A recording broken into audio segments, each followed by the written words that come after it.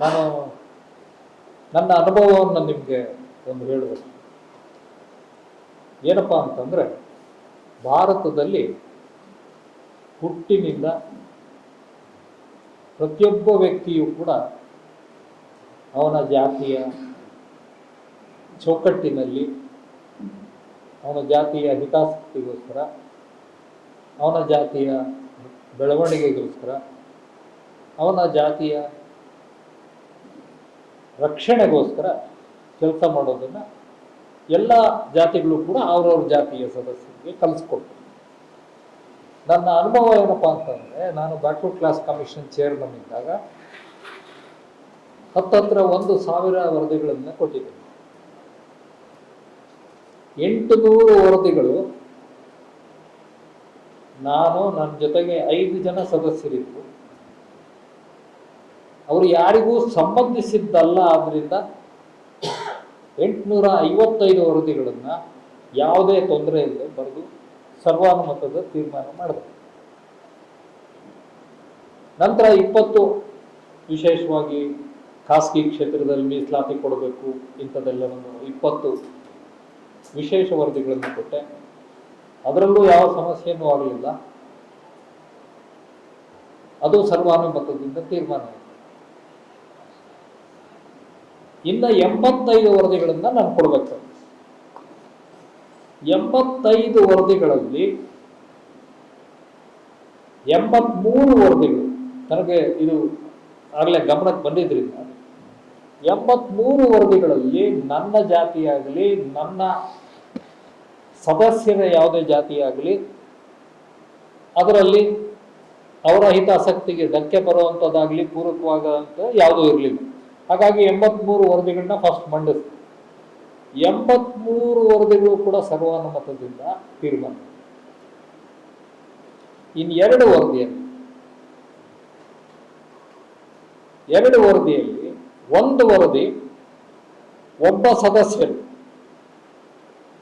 ಅವರು ಬಹಳ ಹೆಸರಾಂತ ಸಮಾಜ ವಿಜ್ಞಾನಿಗಳು, ಅವರ ಸಮುದಾಯಕ್ಕೆ ಸಂಬಂಧಪಟ್ಟಂತ ಒಂದು ವರದಿಯಾಗಿತ್ತು. ಅವ್ರಿಗೂ ಅದೇನು ನೇರವಾದ ಧಕ್ಕೆ ಅಲ್ಲ. ಅಂದರೆ ನಾವು ಏನು ಇಲ್ಲಿ ಚರ್ಚೆ ಮಾಡ್ತಿದ್ದೇವಲ್ಲ, ವಿಂಗಡಣೆ ಮಾಡಬೇಕು ಅನ್ನೋದು ಆ ವಿಚಾರದ ಬಗ್ಗೆ ಅವರು ಸಾರಾಸಟ್ಟಾಗಿ ವಿರೋಧಿಸಿದ್ರು. ಆ ನಂತರ ಏನಾಯ್ತು ಅನ್ನೋದನ್ನ ನಾನು ನಿಮ್ಗೆ ಹೇಳೋದು ಬೇಕಾಗಿಲ್ಲ. ಅದು ನಂತರನೂ ಕೂಡ ಅದು ಸರ್ವಾನುಮತದಿಂದ ತೀರ್ಮಾನ ಆಯ್ತು, ಅದು ಬೇರೆ ವಿಚಾರ. ಆದರೆ ನನ್ನ ನಿರೀಕ್ಷೆ ಏನಿತ್ತಲ್ಲ, ಅದು ಖುಷಿಯಾಗಲಿಲ್ಲ. ಅದೇ ರೀತಿ 85ನೇ ವರದಿ ಅದನ್ನು ಮಂಡಿಸಿದೆ. ಡ್ರಾಫ್ಟ್ ಮಾಡಿ ನಾನು ಮಂಡಿಸ್ತಾ ಇದ್ದೆ 15 ದಿವಸ ಮೊದಲೇನೆ. ಅದರ ಮೇಲೆ ಚರ್ಚೆ ನಡೀತಾ ಇತ್ತು. ಸಾಧಕ ಬಾಧಕಗಳನ್ನ ತೀರ್ಮಾನ ಮಾಡಿ ಅದರಲ್ಲಿ ಕೂಡ ಮತ್ತೆ ಅತ್ಯಂತ ಗೌರವಾನ್ವಿತ ಹಿಂದುಳಿದ ವರ್ಗಗಳ ನಾಯಕರಿಗೆ, ಅವ್ರದ್ದೇ ಸಂಬಂಧಪಟ್ಟಂತ ಜಾತಿಗೆ ತಕ್ಷಣ ವಿರುದ್ಧ ಹೊಡೆದು ನಾ ಹೇಳಿದೆ, ನೋಡಿ ಚರ್ಚೆ ಮಾಡ್ತಾ ಇದ್ದೀವಿ, ನಾನು ಮತ್ತೆ ಉಳಿದ 4 ಜನ ಇದಕ್ಕೆ ಸಹಮತ ವ್ಯಕ್ತಪಡಿಸಿದ್ದಾರೆ, ನೀವು ವಿರೋಧ ಪಡ್ತೀರ, ಯೋಚನೆ ಮಾಡಿ, ಬೇಕಾದ್ರೆ ತಗೊಳ್ಳಿ, ಪೇಪರ್ ತಗೊಳ್ಳಿ, ನಿಮ್ದು ಏನಾದ್ರೂ ಭಿನ್ನಾಭಿಪ್ರಾಯ ಇದ್ರೆ ಅದನ್ನ ಡಿಸೆಂಟಿಂಗ್ ನೋಟ್ ಒಂದು ಕೊಡಿ, ಅಥವಾ ನಿಮ್ಮ ಜೊತೆಗೆ ಇನ್ಯಾರಾದ್ರೂ ಬರ್ತಾರಾದ್ರೆ ಅವ್ರನ್ನೂ ಸೇರಿಸ್ಕೊಂಡು ಒಟ್ಟಿಗೆ ಡಿಸೆಂಟ್. ಎಷ್ಟು ದಿವಸ ಟೈಮ್ ಬೇಕು? 1 ವಾರ ಬೇಕು? ಇಲ್ಲ 2 ವಾರ ತಗೊಂಡಿದ್ದೀನಿ. 2 ವಾರ ಆದ್ಮೇಲೆ ಅವರು ಕೂಡ ಬಂದು ಸಹಿ ಆಯ್ತು, ನಾನು ಒಪ್ಕೊ. ಅಂದ್ರೆ ಎಲ್ಲಾನು ಸರ್ವಾನುಮತದಿಂದ ಆಯ್ತು. ಯಾತಕ್ಕೆ ಈ ಮಾತು ಹೇಳ್ತೀನಿ? ನಾವೆಲ್ಲರೂ we are all condition, our minds are condition by our caste. ಆದರೆ ದಯವಿಟ್ಟು ಆ ಒಂದು ಚೌಕಟ್ಟಿಗೆ ಸಿಲುಕದಂತೆ ನಾವಿಲ್ಲಿ ಚರ್ಚೆ ಮಾಡ್ಲಿಕ್ಕೆ ಸೇರಿದ್ವಿ. ಅಲ್ಟಿಮೇಟ್ಲಿ ನಾನು ಒಂದು ಮಾತನ್ನು ಹೇಳಲಿಕ್ಕೆ ಇಚ್ಛಪಡ್ತೀನಿ. ನಾನು ಹುಟ್ಟಿನಿಂದ ದಲಿತನಲ್ಲ. ಹಾಗಾಗಿ ದಲಿತರಿಗೆ ಆಗುವ ನೋವು, ಸಂಕಟ, ಅವಮಾನ, ಅಸ್ಪೃಶ್ಯತೆ ಇವುಗಳ ಅನುಭವ ನನಗೆ ಸ್ವಂತವಾಗಿ ಇಲ್ಲ. ಹಾಗಾಗಿ ನಾನು ಹಿಂದೆನೂ ಕೂಡ ಈ ಮಾತನ್ನು ಹೇಳಿದ್ದೇನೆ, ಮುಂದೆನೂ ಕೂಡ ಈ ಮಾತನ್ನು ಹೇಳ್ತೇನೆ. ಸರ್ ಬಿ ಕೃಷ್ಣಪ್ಪನವರು ನನ್ನನ್ನು BSPಗೆ ಅಧ್ಯಕ್ಷತೆ ಕೊಟ್ಟಿದ್ರು. ನಾನು ಹೇಳಿದೆ BSP ಯಾವ ಕಾರಣಕ್ಕೂ ದಲಿತೇತರ ಇವರನ್ನು ಮಾಡಬೇಡಿ ಅಧ್ಯಕ್ಷರನ್ನ ಅಂತ. ನಾನು ನಿರಾಕರಿಸಿದೆ. ನಾನು ಬೇಡ ಅಂತ ಅಂದಮೇಲೆ ಅವರು ನಮ್ಮ ಗುರುಗಳಾದ ಹಾವನೂರು ಅಂತ ಹೇಳಿದ್ರು. ಹಾವನೂರು ಸಾರಾ ಸಂಘದಾಗ ಬೇಡ ಅಂದರು, ಅದು ಬೇರೆ ವಿಷಯ. ಆಮೇಲೆ ನನಗೆ ಹೇಳಿ ಏಕೆ ಸುಬ್ಬಯ್ಯನವ್ರು ಮುಗಿಸಿ, ನಾನು ಹೋಗಿ ಸುಬ್ಬಯ್ಯನವ್ರನ್ನ ಕೇಳಿದೆ, ಒಪ್ಪಿಸ್ದೆ. ಅಲ್ಲಿ ಟೆಲ್ ಯು ಅದೊಂದು ದೊಡ್ಡ ದುರಂತ ಆಗೋಯ್ತು ಸುಬ್ಬಯ್ಯನವ್ರ ಲೈಫಲ್ಲೂ BSP ಲೈಫಲ್ಲೂ ಎರಡರಲ್ಲೂ. ಯಾಕೆಂದ್ರೆ ಇದು ನಮಗೆ ಈ ಒಂದು ಸಾಮಾಜಿಕ ಪ್ರಜ್ಞೆ ಇರಬೇಕು. ಪ್ರತಿಯೊಂದು ಸಂಘಟನೆಗೂ ಅದರದ್ದೇ ಆದಂಥ ಚೌಕಟ್ಟುಗಳು, ಅದರದ್ದೇ ಆದಂಥ ರಾಗದ್ವೇಷಗಳಿರುತ್ತೆ. ಅದಕ್ಕೆ ಯಾರು ಹಿತ ಯಾರು ಸೂಕ್ತ ಅನ್ನೋದು ಬೇರೆ ವಿಚಾರ. ಆದರೆ ನಾವೀಗ ಸೇರೋದು, ನಾನು ಯಾಕೆ ಈ ಮಾತು ಹೇಳ್ತಿದ್ದೀನಿ ಅಂದರೆ, ದಯಮಾಡಿ ಇಲ್ಲಿ ನಾವು ಮಾಡ್ತಾ ಇರುವ ಚರ್ಚೆಯನ್ನು ಯಾವುದೇ ರಾಗದ್ವೇಷಗಳಿಲ್ಲದೆ ನಾವು ಒಟ್ಟು ಸಾಮಾಜಿಕ ನ್ಯಾಯದ ಹಿತದೃಷ್ಟಿಯಿಂದ ನಾವು ಒಂದು ನಿರ್ಣಯ ಮಾಡ್ತಿರೋ ಇಲ್ವೋ, ಬಟ್ ಚರ್ಚೆ ಅಂತೂ ಮಾಡ್ತೀವಿ. We are inaugurate. ಸೊ ಈ ಹಿನ್ನೆಲೆಯಲ್ಲಿ ಸ್ನೇಹಿತರೆ, ನಾನು ನಿಮಗೆ ಇವತ್ತಿನ ಸನ್ನಿವೇಶದ ರೂಪುರೇಷೆಗಳನ್ನ ಕೊಡಲಿಕ್ಕೆ ಮೊಟ್ಟ ಮೊದಲಿಗೆ ನಿಮಗೆ ನಾನು ತಿಳಿಸ್ಕೊಡ್ತಂತ, ಕರ್ನಾಟಕದಲ್ಲಿ ಮೀಸಲಾತಿಯ ಪರಿಕಲ್ಪನೆಯನ್ನು ಹುಟ್ಟಾಕಿದ್ದು ಕರ್ನಾಟಕ. 1872ನೇ ಇಸ್ವಿಯಲ್ಲಿ ಮೊಟ್ಟ ಮೊದಲ ಜನಗಣತಿ ನಡೆಯುತ್ತೆ. ಆ ಜನಗಣತಿಯ ಪ್ರಕಾರ ಯಾವ್ಯಾವ ಜಾತಿ ಜನಸಂಖ್ಯೆ ಎಷ್ಟಿದೆ ಅಲ್ಲಿವರೆಗೂ ಯಾರಿಗೂ ಗೊತ್ತಿರೋದಿಲ್ಲ. ಎಲ್ಲ ಪೊಲೀಸ್ನವರು ಬ್ರಾಹ್ಮಣರಿದ್ದಾರೆ ಅಂದ್ರೆ, ಅಯ್ಯೋ ಬ್ರಾಹ್ಮಣರೇ ಜಾಸ್ತಿ ಇದ್ದಾರೆ. ಯಾವುದೋ ಒಂದು ಇಲಾಖೆಯಲ್ಲಿ ಎಲ್ಲ ಮುಸಲ್ಮಾನರಿದೆ, ಮುಸಲ್ಮಾನರು ಜಾಸ್ತಿ ಇದೆ. ಈ ಥರದ ಒಂದು ಅಭಿಪ್ರಾಯಗಳು, ಅದಕ್ಕೆ ತಲೆ ಇಲ್ಲ ಬುಡ ಇಲ್ಲ, ಯಾವುದೇ ಆಧಾರಗಳಿಲ್ಲ. ಸೊ ಈ ಥರದ ಅಭಿಪ್ರಾಯಗಳಿದ್ದಂಥ ಸನ್ನಿವೇಶದಲ್ಲಿ 1872ನೇ ಇಸ್ವಿಯಲ್ಲಿ ಅವತ್ತಿನ ಸರ್ಕಾರಿ ಸೇವೆಯ ಏಕಸ್ವಾಮ್ಯತೆಯನ್ನು ಹೊಂದಿದ್ದಂತಹ ಬ್ರಾಹ್ಮಣ ಜಾತಿ ಕೇವಲ 3% ಇದೆ ಅನ್ನೋದನ್ನ ಆ ಸೆನ್ಸಸ್ ಡಿಸ್ಕ್ಲೋಸ್ ಮಾಡುತ್ತೆ. ಆಗೇನಾಗುತ್ತೆ, ಅವಾಗ ಅವತ್ತಿನ ಮೈಸೂರು ಸಂಸ್ಥಾನದ ಸರ್ಕಾರ ಎಚ್ಚೆತ್ಕೊಂಡು, ಇದೇನು ಇದು ಒಂದೇ ಜಾತಿ ಕೈಯಲ್ಲಿ ಸಿಕ್ಕಾಕೊಂಡಿದೆಯಲ್ಲ, ಇಡೀ ರಾಜ್ಯದ ಆಡಳಿತದ ಚುಕ್ಕಾಣಿ ಅಂತ ಹೇಳಿ ಮೊಟ್ಟ ಮೊದಲ ಬಾರಿಗೆ ಇಡೀ ಪ್ರಪಂಚದಲ್ಲಿ ಮೀಸಲಾತಿಯ ಪರಿಕಲ್ಪನೆಯನ್ನು ತಂದದ್ದು ಮೈಸೂರು ಸಂಸ್ಥಾನದಲ್ಲಿ 1874ನೇ ಇಸ್ವಿಯಲ್ಲಿ. ಪೊಲೀಸ್ ಇಲಾಖೆಯಲ್ಲಿ ಮೊದಲು ತರ್ತಾರೆ. ಮೀಸಲಾತಿ ಬರೋದು ಹೇಗೆ ಅಂತಂದ್ರೆ, ಎಲ್ಲಾ ಪೋಸ್ಟ್ಗಳು ಬ್ರಾಹ್ಮಣರಿಗೆ ಹೋಗ್ತಾ ಇದ್ದಂಥ ಕಾಲದಲ್ಲಿ ಆ ಮೀಸಲಾತಿ ಆದೇಶ ಒಂದು ಮಿತಿಯನ್ನು ಹಾಕುತ್ತೆ. ಏನಪ್ಪಾ ಅಂತಂದ್ರೆ, ಪ್ರತಿ 10 ಹುದ್ದೆಗಳಲ್ಲಿ 2 ಮಾತ್ರ ಬ್ರಾಹ್ಮಣರಿಗೆ ಕೊಡಬೇಕು, ಮಿಕ್ಕಾದ ಕೊಡಬಾರ್ದು. 2 ಮಾತ್ರ ಕೊಡಬೇಕು ಅಂದ್ರೂ 20% ಆಯ್ತು, 3% ಪಾಪ್ಯುಲೇಷನ್. ಬಟ್ ಅಲ್ಲಿಗೆ ಸೀಮಿತಗೊಳಿಸುವಂತಹ ಒಂದು ಕೆಲಸವನ್ನ ಮೊಟ್ಟ ಮೊದಲ ಬಾರಿಗೆ 1884ರಲ್ಲಿ ಆಯಿತು. ನಂತರ ದಿವಾನ್ ಮಾಧವರಾವ್ ಬಂದರು 85ರಲ್ಲಿ. ಇದರಿಂದ ಏನೂ ಪ್ರಯೋಜನ ಆಗಿಲ್ಲ, ಹೆಚ್ಚಿಗೆ ಆಡಳಿತ ಮರು ಹಂಚಿಕೆ ಆಗಿಲ್ಲ ಅಂತ ಹೇಳಿ ಅದನ್ನೇ ಮುಂದುವರಿಸಿ, ಆದಾಗ್ಯೂ ಹೆಚ್ಚು ಫಲ ಕಾಣಲಿಲ್ಲ ಅನ್ನೋ ದೃಷ್ಟಿಯಲ್ಲಿ ನಾಲ್ವಡಿ ಕೃಷ್ಣರಾಜ ಒಡೆಯರ್ ಅವರು 1918ನೇ ಇಸ್ವಿಯಲ್ಲಿ ಆಗಿನ ಚೀಫ್ ಜಸ್ಟಿಸ್ ಲೆಸ್ಲಿ ಮಿಲ್ಲರ್ ಅಂತ ಅವರ ಅಧ್ಯಕ್ಷತೆಯಲ್ಲಿ ಒಂದು ಸಮಿತಿಯನ್ನು ರಚಿಸ್ತಾರೆ. ಆ ಸಮಿತಿ 1919ರಲ್ಲಿ ವರದಿಯನ್ನು ಕೊಡುತ್ತೆ. ಆ ವರದಿಯ ಅನುಷ್ಠಾನದ ಮೂಲಕ ಕರ್ನಾಟಕದಲ್ಲಿ ಮೀಸಲಾತಿ ಜಾರಿ. ನಮ್ಮ ಇವತ್ತಿನ ಚರ್ಚೆಗೆ ಬಹಳ ಪ್ರಮುಖವಾದಂತ ಅಂಶ ನಾನು ಹೇಳೋದಕ್ಕೆ ಇಚ್ಛೆ ಪಡುವುದೇನೆಂದ್ರೆ, ಮೈಸೂರು ಸಂಸ್ಥಾನದಲ್ಲಿ 2 ಜಾತಿಗಳನ್ನು ಮಾತ್ರ ಡಿಪ್ರೆಸ್ಡ್ ಕ್ಲಾಸಸ್, ಇವತ್ತಿನ ಪರಿಶಿಷ್ಟ ಜಾತಿಗೆ ಏನು ಪರ್ಯಾಯ ಇದೆ, 2 ಜಾತಿಗಳಿಗೆ ಮಾತ್ರ ಆ ರೀತಿಯ ಒಂದು ಪರಿಗಣನೆಯನ್ನ ಕೊಡಲಾಗಿದೆ. 2 ಯಾವಪ್ಪ ಅಂತಂದ್ರೆ ವಲಯ ಮತ್ತು ಮಾದಿಗ. ಆದ್ರೆ ನಾನು ಹೇಳಿದಷ್ಟು ಸುಲಭ ಅಲ್ಲ. ಯಾಕೆ ಅಂತಂದ್ರೆ ಆ ಸನ್ನಿವೇಶದಲ್ಲಿ ಇನ್ನೊಂದು ಘಟನೆ, ಈ 2 ಜಾತಿಗಳ ಜೊತೆಗೆ ಇನ್ನು 4 ಜಾತಿಗಳು ಸೇರ್ಪಡೆ, ಜೋಡಣೆ. ಅದ್ರ ಬಗ್ಗೆ ನಾನು ಹೇಳೋದಲ್ಲ, ಅವತ್ತಿನ ಸೆನ್ಸಸ್ ಕಮಿಷನರ್ ಹಟ್ಟನ್ ಅಂತ ಅಂದ್ಬಿಟ್ಟು ಅವ್ರು ಏನ್ ಹೇಳಿದ್ದಾರೆ ಅನ್ನೋದನ್ನ, ಇದನ್ನ 1931ನೇ ಇಸ್ವಿಯಲ್ಲಿ ದಾಖಲೆ ಮಾಡಿದ್ದಾರೆ. ಅವರು ಮೈಸೂರು ಸಂಸ್ಥಾನದ ಬಗ್ಗೆ ಏನ್ ಹೇಳ್ತಾರೆ ಅನ್ನೋದನ್ನ ಅವ್ರ ಭಾಷೆಯಲ್ಲಿ ಓದಿ. ಮೈಸೂರು 22 ಅಧ್ಯಾಯ, ದಿ ರಿಯಲ್ ಎಕ್ಸ್ಟೀರಿಯರ್ ಕಾಸ್ಟ್. 31ನೇ ಕಮಿಷನ್ ಅಲ್ಲಿ ಡಿಪ್ರೆಸ್ಡ್ ಕ್ಲಾಸಸ್ ಅನ್ನೋದನ್ನ ಬಿಟ್ಬಿಟ್ಟು exterior cost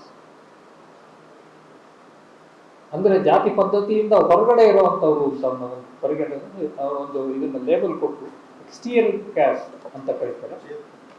the real exterior caste of Mysore state are Holeyas and Madigas, numbering between 1,326,000 who have been jointly returned at this census as ಆದಿ ಕರ್ನಾಟಕ. ಹೊಲೆಯರನ್ನು ಮಾದಿಗರನ್ನು ಇಬ್ಬರನ್ನು ಆದಿ ಕರ್ನಾಟಕ ಎನ್ನುವ ಜಾತಿಯ ಅಡಿಯಲ್ಲಿ ಜನಗಣತಿ ಮಾಡಲಾಗಿದೆ. ಸೊ ಹೊಲೆಯ ಮತ್ತು ಮಾದಿಗರ ಜನಸಂಖ್ಯೆಯನ್ನ 10,326,000 ಎಂದು ಗುರುತಿಸಲಾಗಿದೆ. ಇದು 1931 ಇಸ್ವಿ ಫೆಬ್ರವರಿಯ ಜನಗಣತಿಯ ಸಂಖ್ಯೆ. ಆದ್ರೆ ಅಷ್ಟಕ್ಕೆ ನಿಲ್ಲಲಿಲ್ಲ. ಇನ್ನೊಂದು ಬೆಳವಣಿಗೆ ಅದರಲ್ಲಿ ಏನಾಗಿತ್ತು ಅಂತಂದ್ರೆ ಅದನ್ನ ನೋಟಿಸ್ ಮಾಡ್ತಾರೆ. In addition, the Mysuru government treats as depressed the following 4 cost. 4 ಇತರ ಜಾತಿಗಳನ್ನ ಡಿಪ್ರೆಸ್ಡ್ ಕಾಸ್ಟ್ ಅಂತ, ವಲಯ ಮತ್ತು ಮಾದಿಗರ ಅಲ್ಲದೆ. ಯಾರ್ಯಾರು ಅವರು? 1 ಬಂಜಾರ, ಕೊರಚ, ಕೊರಮ, ಒಡ್ಡ. ಈ 4 ಜಾತಿಗಳನ್ನ ಡಿಪ್ರೆಸ್ಡ್ ಅಂತ ಮೈಸೂರು ಸಂಸ್ಥಾನದಲ್ಲಿ ಪರಿಗಣಿಸಲಾಗಿದೆ.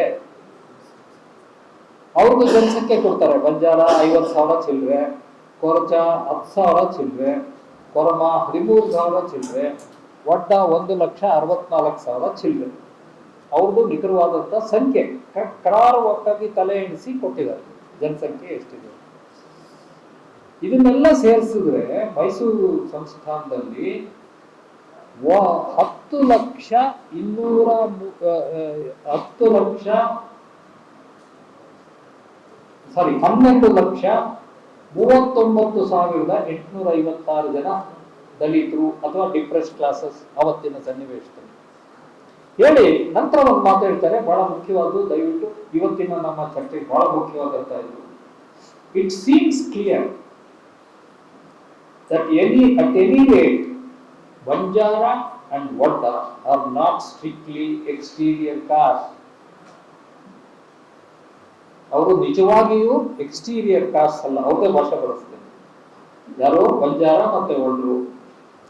And the case of the other two, apparently 2 names for the same caste. ಒಂದೇ ಜಾತಿಗೆ ಕೊರಮ, ಕೊರಚ ಅಂತ 2 ಹೆಸರು ಕೊಟ್ಟಿದ್ದಾರೆ. ಅವರು ಎಕ್ಸ್ಟೀರಿಯರ್ ಕಾಸ್ಟ್ ಅನ್ನೋದು ಡೌಟ್ಫುಲ್ ಅಂತ ಹೇಳ್ತಾರೆ. Is doubtful. ಯಾಕೆ ಅಂದ್ರೆ they are more criminal than depressed. ಅವರು ಕ್ರಿಮಿನಲ್ ಟ್ರೈಬ್ಸ್ ಲಿಸ್ಟ್ ಅಲ್ಲಿ ಇರ್ತಾರೆ. ಆದ್ರಿಂದ ಕ್ರಿಮಿನಲ್ ಟ್ರೈಬ್ಸ್ ಅಲ್ಲಿ ಬರ್ಬೇಕಾದವರು ಅವರು ಡಿಪ್ರೆಸ್ಡ್ ಅಂತ ಕರೆಯೋದಕ್ಕೆ ಕಷ್ಟ ಅನ್ನೋ ಮಾತನ್ನ ಸೆನ್ಸಸ್ ಕಮಿಷನರ್ ಅವತ್ತು ಹೇಳಿದರು. For the purposes of Indian figure. So ಇವತ್ತು ಜನಗಣತಿಯಲ್ಲಿ ಡಿಫರೆಂಟ್ ಕ್ಲಾಸ್ ಎಷ್ಟಪ್ಪ ಅಂತ ಕೌಂಟ್ ಮಾಡುವಾಗ ಅವರು ರೆಕಾರ್ಡ್ ಮಾಡೋದೇನು, for the purpose of Indian figure therefore the total is, ಇದು ಬಹಳ ಇಂಪಾರ್ಟೆಂಟ್ ಕೈಗೆ market, the total is 10,326 is taken as the Mysore depressed classes population. ಅಂದ್ರೆ ವಲಯ ಮತ್ತು ಮಾದಿಗರನ್ನು ಬಿಟ್ಟು ಇನ್ಯಾರನ್ನು ಕೂಡ ಡಿಪ್ರೆಸ್ಡ್ ಕ್ಲಾಸಸ್ ಅಂತ ಸೆನ್ಸಸ್ನವರು 1931ರಲ್ಲಿ ಪರಿಗಣಿಸಿದ್ರು. ಯಾಕೆ ನಾನು 31ರಲ್ಲಿ ಹೇಳ್ತಿದ್ದೀನಿ ಅಂದ್ರೆ, ಪರಿಶಿಷ್ಟ ಜಾತಿಗಳ ಪಟ್ಟಿಯನ್ನ ಅಧಿಕೃತವಾಗಿ ಪ್ರಕಟ ಮಾಡಿ 1931ನೇ ಸೆನ್ಸಸ್ ಅಲ್ಲಿ ಆದಂಥದ್ದನ್ನೇ 1935ನೇ ಗವರ್ಮೆಂಟ್ ಆಫ್ ಇಂಡಿಯಾ ಆಕ್ಟ್ ಕೆಳಗಡೆ ಶೆಡ್ಯೂಲ್ಡ್ ಕಾಸ್ಟ್ ಅಂತ ನಾವು ತಂದಿದ್ದೀವಿ. ಅದೇ ಪಟ್ಟಿಯನ್ನೇ ಸಂವಿಧಾನ ಬಂದ ನಂತರ ಕೂಡ ಮುಂದುವರಿಸಿ.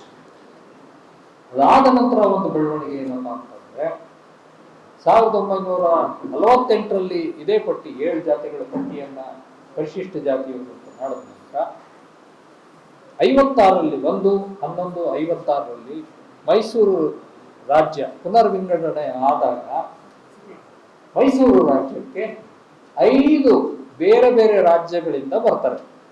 ಒಂದು ನೆರೆಯ ಕೊಡಗು, ಅದು ಕೂರ್ಗ್ ಪ್ರಿನ್ಸ್ಲಿ ಸ್ಟೇಟ್.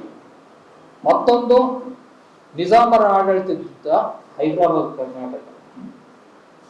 ಮತ್ತೊಂದು ಬಾಂಬೆ ಪ್ರೆಸಿಡೆನ್ಸಿಯಲ್ಲಿದ್ದಂತ ಬಾಂಬೆ ಕರ್ನಾಟಕ ಏರಿಯಾ 4 ಜಿಲ್ಲೆಗಳು. ಮತ್ತೊಂದು ಮಡ್ರಾಸ್ ಪ್ರೆಸಿಡೆನ್ಸಿಯಲ್ಲಿದ್ದ ಕೊಳ್ಳೇಗಾಲ, ಕೋಲಾರದ ಕೆಲವು ಭಾಗಗಳು, ಈ ತರದ ಎಲ್ಲ ಸೇರಿ ಒಟ್ಟು 5 ಪ್ರಾಂತ್ಯಗಳು ಸೇರಿ ಮೈಸೂರು ಸಂಸ್ಥಾನ, ಅದು ಮೈಸೂರು ರಾಜ್ಯ ಆಗುತ್ತೆ. ಈಗ ಬಂದಾಗ ಏನಪ್ಪಾ ಆಗುತ್ತೆ ಅಂತಂದ್ರೆ, ಆಯಾ ರಾಜ್ಯಗಳಲ್ಲಿ ಯಾರು ಪರಿಶಿಷ್ಟ ಪಂಗಡವೋ ಪರಿಶಿಷ್ಟ ಜಾತಿಗಳೋ ಇರ್ತಾರಲ್ಲ, ಅವ್ರನ್ನ ಯಥಾವತ್ತಾಗಿ ಆಯಾ ಭಾಗದಲ್ಲಿ ಪರಿಶಿಷ್ಟ ಜಾತಿಗಳು ಪರಿಶಿಷ್ಟ ಪಂಗಡಗಳು ಅಂತ ದಯವಿಟ್ಟು ಎಲ್ಲ ಗಮನ ಇಟ್ಟು ಕೇಳಬೇಕು. ಇದು ಬಹಳ ಇಂಪಾರ್ಟೆಂಟ್ ಬೆಳವಣಿಗೆ. ಯಾಕೆಂತಂದ್ರೆ ಇದೇ ಪಟ್ಟಿಯನ್ನೇ ಇವತ್ತು ನಾವು ಚರ್ಚೆ ಮಾಡ್ತಾ ಇದ್ದೀವಿ. ಅದಾದ ನಂತರ ಏನಾಗೋಯ್ತು, ಸ್ವಾತಂತ್ರ್ಯ ಬಂದ ನಂತರ ಕರ್ನಾಟಕದಲ್ಲಿ ಇದೇನು, ಒಂದೂರಲ್ಲಿ ಒಡ್ರು ಬ್ಯಾಕ್ವರ್ಡ್ ಕಾಸ್ಟ್, ಇನ್ನೊಂದೂರಲ್ಲಿ ಶೆಡ್ಯೂಲ್ಡ್ ಕಾಸ್ಟ್, ಬ್ಯಾಡ್ರು ಒಂದೂರಲ್ಲಿ ಶೆಡ್ಯೂಲ್ಡ್ ಟ್ರೈಬ್ಸ್, ಇನ್ನೊಂದೂರಲ್ಲಿ ಶೆಡ್ಯೂಲ್ಡ್ ಕಾಸ್ಟ್, ಒಂದೇ ಪ್ರಾಂತ್ಯದಲ್ಲಿ ಹಿಂಗಾಗಿದೆ. ಇದ್ರ ಬಗ್ಗೆ ಬಹಳ ಇದಾಗುತ್ತೆ. ಏತನ್ಮಧ್ಯೆ ಕೆಲವು ಜಾತಿಗಳಲ್ಲಿ, ವಿಶೇಷವಾಗಿ ಎಡಗೈ ಬಲಗೈ, ಇವುಗಳ ನಡುವೆ ಅಸಮಾನತೆ ಇದೆ. ಅವರಿಬ್ರು ಒಟ್ಟಿಗೆ ಒಂದೇ ಗುಂಪಿನಲ್ಲಿ ಇಟ್ಕೊಂಡ್ರೆ ಅವ್ರಿಗೆ ನ್ಯಾಯ ಸಿಕ್ಕೋದು ಕಷ್ಟ ಅನ್ನುವ ವಿಚಾರವನ್ನ ಬಹಳ ಗಂಭೀರವಾಗಿ ಪ್ರಸ್ತಾಪ ಮಾಡಿದಾಗ 1965ರಲ್ಲಿ ಒಂದು ಸಮಿತಿಯನ್ನ ಕೇಂದ್ರ ಸರ್ಕಾರ ನೇಮಕ ಮಾಡಿತು. ಅದಕ್ಕೆ ಲೋಕರ್ ಸಮಿತಿ ಅಂತ. ಲೋಕರ್ ಸಮಿತಿ ಈ ವಿಚಾರವನ್ನ ಗಂಭೀರವಾಗಿ ಚರ್ಚಿಸಿ, ಅವರಿಗೆ ಕಾಲಾವಕಾಶ ಸಾಲದೇ ಇದ್ದಿದ್ದರಿಂದ ಅವರು ಯಾವುದೇ ಸಮೀಕ್ಷೆ ಮಾಡೋದಿಲ್ಲ, ಯಾವುದೇ ವಿಂಗಡಣೆಯನ್ನು ಮಾಡೋದಿಲ್ಲ. ಆದ್ರೆ ಕೆಲವು ಇದನ್ನ ಕೊಡ್ತಾರೆ, ಸಲಹೆಗಳನ್ನ ಕೊಡ್ತಾರೆ, ಯಾವ ರೀತಿ ನಡೆದಿದೆ ಮೀಸಲಾತಿಯಲ್ಲಿ. ಈ ವರದಿ ಬರೋ ಅಷ್ಟೊತ್ತಿಗೆ ಅಂದಿನ ಪ್ರಧಾನಮಂತ್ರಿಗಳಾದ ಲಾಲ್ ಬಹದ್ದೂರ್ ಶಾಸ್ತ್ರಿಗಳು ತೀರ್ಕೊಂಡ್ಬಿಟ್ಟಿದ್ರು. ಇಂದಿರಾ ಗಾಂಧಿಯವರು ಪ್ರಧಾನಮಂತ್ರಿಗಳಾಗಿದ್ದರು. ಅವ್ರಿಗೆ ಅಧಿಕಾರ ಹೊಸ್ತು. ಪ್ರಧಾನಮಂತ್ರಿಯಾಗಿ ಹೊಸತ್ರಲ್ಲೇನೆ ಲೋಕರ್ ಸಮಿತಿ ವರದಿಯನ್ನ ಜಾರಿಗೊಳಿಸಿ ಅಂತ ಒಂದು ಮಾಡಬೇಡಿ ಅಂತ ಇನ್ನೊಂದು, ಅಷ್ಟರೊಳಗೆ ಅದ್ರ ಮೇಲೇನೆ ಒಂದು ಬಿಲ್ಲನ್ನು ಕೂಡ ತಯಾರು ಮಾಡಿ ಮಂಡಿಸ್ಬೇಕು. ಆ ಬಿಲ್ಲಿನ ವಿರುದ್ಧ ಅವತ್ತಿನ ಸಂಸತ್ತಿನ ಸದಸ್ಯರಾಗಿದ್ದವರು ಪ್ರತಿಭಟನೆ ಮಾಡಿದ್ರು. ಇದು ಅನ್ಯಾಯ, ಇದು ಮಾಡಬಾರದು ಅಂತ. ಸೊ ಇಂದಿರಾ ಗಾಂಧಿಯವರು ಆ ಬಿಲ್ಲನ್ನ ಕೂಡಲೇ ಜಾರಿ ಮಾಡಿಸುವಷ್ಟು ಅವ್ರಿಗೆ ಮೆಜಾರಿಟಿ ಇದ್ರೂ ಬಹಳಷ್ಟು ದಲಿತ ಇದರಲ್ಲೇನೆ ವಿರೋಧ ಬಂದಿದ್ದರಿಂದ ಇದನ್ನ ಸೆಲೆಕ್ಟ್ ಕಮಿಟಿಗೆ, ಜಾಯಿಂಟ್ ಸೆಲೆಕ್ಟ್ ಕಮಿಟಿಗೆ ರೆಫರ್ ಮಾಡ್ತಾರೆ. ಆ bill joint select committee pending ಇರುವಾಗ 71ರಲ್ಲಿ ಲೋಕಸಭೆ ವಿಸರ್ಜನೆ. ಲೋಕಸಭೆ ವಿಸರ್ಜನೆ ಆದ ನಂತರ ಹೊಸ ಲೋಕಸಭೆಯಲ್ಲಿ 71ರಲ್ಲಿ ರೀಎಲೆಕ್ಟ್ ಆದಂಥ ಹೊಸ ಪಾರ್ಲಿಮೆಂಟ್ಗೆ ಇನ್ನೊಂದು ಮಸೂದೆಯನ್ನ ಮಂಡಿಸ್ತಾರೆ. ಆ ಮಸೂದೆ the schedule caste and schedule tribes removal of area restrictions act ಅಂತ. ಅಂದ್ರೆ ಏನು ಅಂತಂದ್ರೆ, ಈ ರಾಜ್ಯದಲ್ಲಿ ಒಂದೊಂದು ಭಾಗದಲ್ಲಿ ಒಂದೊಂದು ಪಟ್ಟಿ ಇದೆ, ಪರಿಶಿಷ್ಟ ಜಾತಿಗಳದ್ದು ಮತ್ತು ಪರಿಶಿಷ್ಟ ಪಂಗಡದ್ದು. ಇದು ಸರಿಯಲ್ಲ, ಒಂದು ರಾಜ್ಯದಲ್ಲಿ ಒಂದೇ ಪಟ್ಟಿ ಇರಬೇಕು ಅನ್ನೋ ದೃಷ್ಟಿಯಿಂದ ಎಲ್ಲ ಏರಿಯಾ ರೆಸ್ಟ್ರಿಕ್ಷನ್ಸ್ ಏನಿತ್ತು, ಉದಾಹರಣೆ ಒಟ್ರು ಇಲ್ಲೇ ಇದು ಶೆಡ್ಯೂಲ್ ಕಾಸ್ಟ್ ಆಗಿದ್ದು ಮೈಸೂರಿನಲ್ಲಿ, ಬಾಂಬೆ ಕರ್ನಾಟಕದಲ್ಲಿ ಶೆಡ್ಯೂಲ್ ಕಾಸ್ಟ್ ಆಗಿರಲಿಲ್ಲ. ಸೊ ಅವ್ರನ್ನ ಇಡೀ ರಾಜ್ಯದಲ್ಲಿ ಶೆಡ್ಯೂಲ್ ಕಾಸ್ಟ್, ಲಂಬಾಣಿಗಳು ಮೈಸೂರಿನಲ್ಲಿ ಮಾತ್ರ ಅವರು ಶೆಡ್ಯೂಲ್ ಕಾಸ್ಟ್, ಹೊರ ರಾಜ್ಯಗಳಲ್ಲೆಲ್ಲ ಬ್ಯಾಕ್ವರ್ಡ್ ಕ್ಲಾಸಸ್. ಕರ್ನಾಟಕದಲ್ಲೇನೆ ಬಾಂಬೆ ಕರ್ನಾಟಕದಲ್ಲಿ ಅವರು ಬ್ಯಾಕ್ವರ್ಡ್ ಕ್ಲಾಸ್ ಆಗಿದ್ರು, ಮೈಸೂರು ಸಂಸ್ಥಾನದಲ್ಲಿ ಶೆಡ್ಯೂಲ್ ಕಾಸ್ಟ್ ಆಗಿದ್ರು. ಸೊ ಇದನ್ನ ರೆಸ್ಟ್ರಿಕ್ಷನ್ ರಿಮೂವ್ ಮಾಡಿ ಬಂಜಾರರು ಇಡೀ ರಾಜ್ಯದಲ್ಲಿ ಶೆಡ್ಯೂಲ್ ಕಾಸ್ಟ್ ಅನ್ನೋ ಒಂದು ಘೋಷಣೆ ಆಯಿತು. ಇದು 27/7/77ರಿಂದ ಜಾರಿಗೆ. ಇದನ್ನ ದಯಮಾಡಿ ನಾನು ಇಲ್ಲಿ ಒಂದು ಮಾತನ್ನ, ಯಾಕೆಂದ್ರೆ ದಲಿತ ನಾಯಕರಲ್ಲಿ ಒಂದು ದೊಡ್ಡ ಅಪಪ್ರಚಾರ ಆಗಿದೆ. ಏನಪ್ಪಾ ಅಂತಂದ್ರೆ, ಹಾವನೂರು ಆಯೋಗ ಇವನ್ನೆಲ್ಲ ಸೇರಿಸಿದೆ ಶೆಡ್ಯೂಲ್ ಕಾಸ್ಟ್ ಲಿಸ್ಟ್ಗೆ. ಕೊರಮ, ಕೊರ್ಚ, ಗೋವಿ, ಒಡ್ಡ, ಬಂಜಾರ,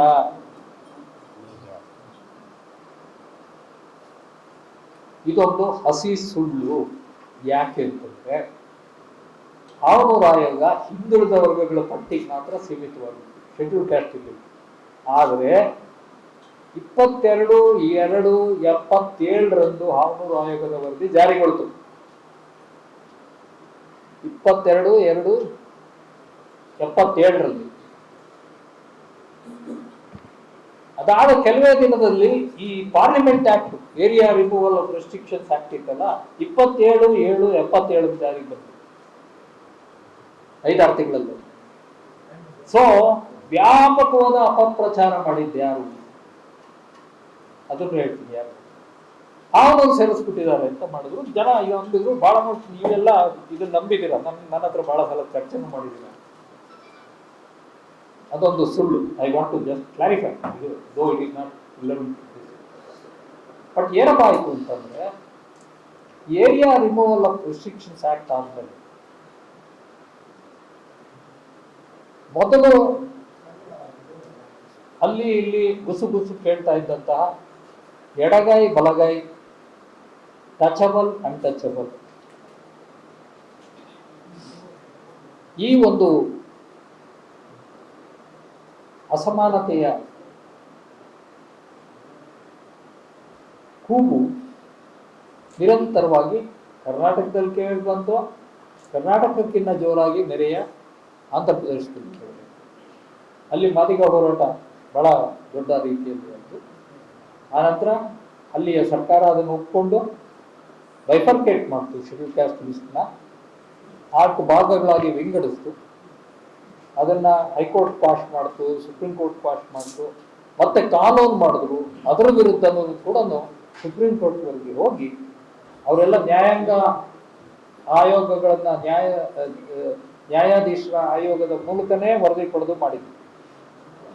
ಆದಾಗ್ಯೂ ಸುಪ್ರೀಂ ಕೋರ್ಟ್ EV ಚೆನ್ನಯ್ಯ ಅನ್ನುವ ಮೊಕದ್ದಮೆಯಲ್ಲಿ ಅದನ್ನ ಅನೂರ್ಜಿತಗೊಳಿಸಿತು, ಸಂವಿಧಾನ ಬಾಹಿರ. ಯಾಕೆ ಅಂತಂದ್ರೆ,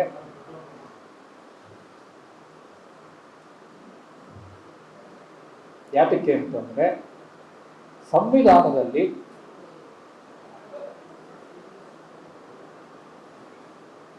ರಾಜ್ಯ ಸರ್ಕಾರಗಳಿಗೆ ಯಾವುದೇ ಅಧಿಕಾರವಿಲ್ಲ, ಪರಿಶಿಷ್ಟ ಜಾತಿ ಮತ್ತು ಪರಿಶಿಷ್ಟ ಪಂಗಡಗಳ ಮರು ವಿಂಗಡಣೆಗೆ ಯಾವುದೇ ಅಧಿಕಾರವಿಲ್ಲ. ಪಾರ್ಲಿಮೆಂಟ್ ಮಾತ್ರ 341 ಪರಿಚ್ಛೇದ 341(2) ಅಧಿಕಾರವಿದೆ. ಸೊ EV ಚಿನ್ನಯ್ಯ ಅನ್ನೋ ಮೊಕದ್ದಮೆಯಲ್ಲಿ ಸಂವಿಧಾನ ಪೀಠ ಕೊಟ್ಟ ಈ ತೀರ್ಪಿನ ಹಿನ್ನೆಲೆಯಲ್ಲಿ ಸಾಮಾಜಿಕ ನ್ಯಾಯ ದಲಿತರ ಒಳಗಡೆನೂ ಕೂಡ ಆಗಬೇಕು ಅನ್ನುವ ಒಂದು ಕರೆಗೆ ಗಂಭೀರವಾದ ಹೊಡೆತ ಬಿತ್ತು. ಆದಾಗ್ಯೂ ಮೂರು ರಾಜ್ಯಗಳು ಧೈರ್ಯ ಮಾಡಿ ಮೂರು ಪ್ರಯೋಗ ಮಾಡಿದ್ರು. ಏನ್ ಪ್ರಯೋಗ ಮಾಡಿದ್ರು? ಒಂದು ಪಂಜಾಬ್ ಪ್ರಯೋಗ, ಎರಡನೇದು ತಮಿಳುನಾಡು ಪ್ರಯೋಗ, ಮೂರನೇದು ಹರಿಯಾಣದ ಪ್ರಯೋಗ. ಈ ಮೂರು ಪ್ರಯೋಗಗಳಲ್ಲಿ ಪಂಜಾಬ್ನಲ್ಲಿ ರಾಮದಾಸಿಯ ಮತ್ತು ಮಜ್ಬಿ ಸಿಖ್ಸ್ ಅನ್ನೋ ಪರಿಶಿಷ್ಟ ಜಾತಿಯ ಎರಡು ಜಾತಿಗಳಿಗೆ ಒಂದು ವಿಶೇಷವಾದ ಸವಲತ್ತನ್ನು ಕೊಡುವಂತ, ಅದೇ ರೀತಿ ಹರಿಯಾಣದಲ್ಲೂ ಕೂಡ ಪ್ರಯೋಗ. ಮತ್ತೆ ಎಡಗೈ, ನಾವು ಏನು ಎಡಗೈ ಅಂತ ಕರಿತೇವೆ, ಆ ಎಡಗೈ ಸಮುದಾಯದ ಅರುಂಧತಿಯಾರ್ ಅನ್ನೋ ಹೆಸರಿನಲ್ಲಿ 5 ಜಾತಿಗಳಿಗೆ ವಿಶೇಷವಾದ ಸವಲತ್ತನ್ನು ಕೊಟ್ಟು ಅವ್ರಿಗೆ ಎಕ್ಸ್ಕ್ಲೂಸಿವ್ ಆಗಿ ಪರಿಶಿಷ್ಟ ಜಾತಿಯಲ್ಲಿ ಸಿಗುವ ಎಲ್ಲ ಸೌಲಭ್ಯಗಳ 16% ಕೊಡಬೇಕು ಅಂತ. ಇದನ್ನ ಚಾಲೆಂಜ್ ಮಾಡಿ ಹೋದಂತಹ ಮೊಕದ್ದಮೆಯಲ್ಲಿ ಕೊಟ್ಟಿರುವ ತೀರ್ಪೆ ಇವತ್ತು ನಾವು ಚರ್ಚೆ ಮಾಡಲಿಕ್ಕೆ ಕೂತಿದ್ದೇವೆ. ಸೊ ನಮ್ಮ ಕರ್ನಾಟಕದ ಪಟ್ಟಿಯಲ್ಲಿ 101 ಜಾತಿಗಳು ಇದ್ದಾರೆ. ಈ 101 ಜಾತಿಗಳು ಹೇಗೆ ಬಂದರು ಅಂತ ನಾನು ನಿಮ್ಗೆ ಹೇಳಿದ್ನಲ್ಲ, ಮೈಸೂರು ಸಂಸ್ಥಾನದ 7 ಜಾತಿಗಳು, ತದನಂತರ ಕೊಡಗು, ಬಾಂಬೆ ಕರ್ನಾಟಕ, ಹೈದರಾಬಾದ್ ಕರ್ನಾಟಕ, ಮದ್ರಾಸ್ ಕರ್ನಾಟಕ ಏರಿಯಾಗಳೆಲ್ಲ ಪ್ರಾಂತ್ಯಗಳಿಂದ ಬಂದಂಥ ಎಲ್ಲ ಜಾತಿಗಳ ಒಗ್ಗೂಡಿಕೆಯಿಂದ ಆಗಿರೋ ಲಿಸ್ಟು 101 ಜಾತಿಗಳಿದ್ದಾರೆ. ಆ 101 ಜಾತಿಗಳಲ್ಲಿ ಇವತ್ತು ನಾವು ಈ ಸಮಸ್ಯೆಯನ್ನು ನಾವು ಗಂಭೀರವಾಗಿ ಪರಿಗಣಿಸ್ತೇವೆ. ಸೊ ಆ ವಿಚಾರದಲ್ಲಿ ಎನಿವೆ ಸುಪ್ರೀಂ ಕೋರ್ಟಿನ ಮುಂದೆ ನಮ್ಮ ಕೇಸ್ ಇರಲಿಲ್ಲ. ಯಾಕಪ್ಪ ಅಂತಂದ್ರೆ ನಮ್ಮ ಸರ್ಕಾರವನ್ನು ಧೈರ್ಯ ಮಾಡಿ ಒಂದು ಆಯೋಗ ನೇಮಿಸಿ ಆಯೋಗದ ವರದಿಯನ್ನು ಕೂಡ ಸ್ವೀಕರಿಸಿದೆ. ಇದು ಯಾವತ್ತಪ್ಪ ವರದಿ ಕೊಟ್ಟಿದೆ? 2012ನೇ ಇಸ್ವಿಯಲ್ಲೇ ವರದಿ ಬಂದಿದೆ. ಎಜೆ ಸದಾಶಿವ ಆಯೋಗ ಅಂತ ನೀವೆಲ್ಲರೂ ಕೇಳಿದಿರಿ, ಬಹಳಷ್ಟು ಜನ.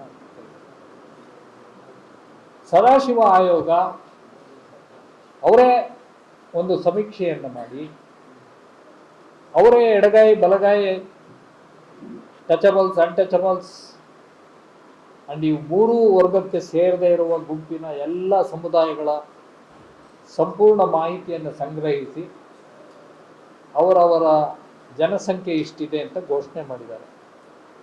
ಆ ಪ್ರಕಾರ ಅವರು ಪರಿಶಿಷ್ಟ ಜಾತಿಗಳನ್ನು 4 ಭಾಗಗಳಾಗಿ ವಿಂಗಡಿಸಿ, ಒಂದು ಎಡಗೈ, ಇನ್ನೊಂದು ಬಲಗೈ, ಮತ್ತೊಂದು ಟಚಬಲ್, ಮತ್ತೊಂದು ಈ 3ಕ್ಕೂ ಸೇರದೇ ಇರೋದು, ಒಟ್ಟು 4 ಭಾಗ ಮಾಡಿ 4 ಭಾಗಕ್ಕೂ ಕೂಡ ಮೀಸಲಾತಿಯನ್ನ ಕೊಡಬಹುದು ಅಂತ ಶಿಫಾರಸು ಮಾಡಿದ್ದಾರೆ. ಅವರು ಪ್ರಜಾಸಂಖ್ಯೆಗೆ ಅನುಗುಣವಾಗಿ ಅವರು ಪರಿಶಿಷ್ಟ ಜಾತಿಯವ್ರಿಗಿರೋ ಇದನ್ನ ಮಾಡಿದ್ದಾರೆ. ಏತನ್ಮಧ್ಯೆ ಬಹಳ ಇತ್ತೀಚೆಗೆ ಆದಂಥ ಒಂದು ಸದಾಶಿವ ಆಯೋಗ ಆದಮೇಲೆ ನಾಗಮೋಹನ್ ದಾಸ್ ಆಯೋಗ ಅಂತ ಒಂದು ರಚನೆ ಆಗಿದೆ. ನಾಗಮೋಹನ್ ದಾಸ್ ಆಯೋಗನೂ ಕೂಡ ಅವರು ಮರು ವಿಂಗಡಣೆಗೆ ಅಥವಾ ಸಬ್ ಕ್ಲಾಸಿಫಿಕೇಶನ್ಗೆ ಸಂಬಂಧಪಟ್ಟದ್ದಲ್ಲ, ಬದಲಾಗಿ ಪರಿಶಿಷ್ಟ ಜಾತಿ ಮತ್ತು ಪರಿಶಿಷ್ಟ ಪಂಗಡಗಳಿಗೆ ಇರುವ ಮೀಸಲಾತಿಯ ಪ್ರಮಾಣವನ್ನು ಹೆಚ್ಚಿಸಬೇಕೆ ಅನ್ನೋದರ ಬಗ್ಗೆ ಶಿಫಾರಸು ಮಾಡಲಿಕ್ಕೆ ಅವರು ಇದನ್ನು ಮಾಡಿದ್ರು.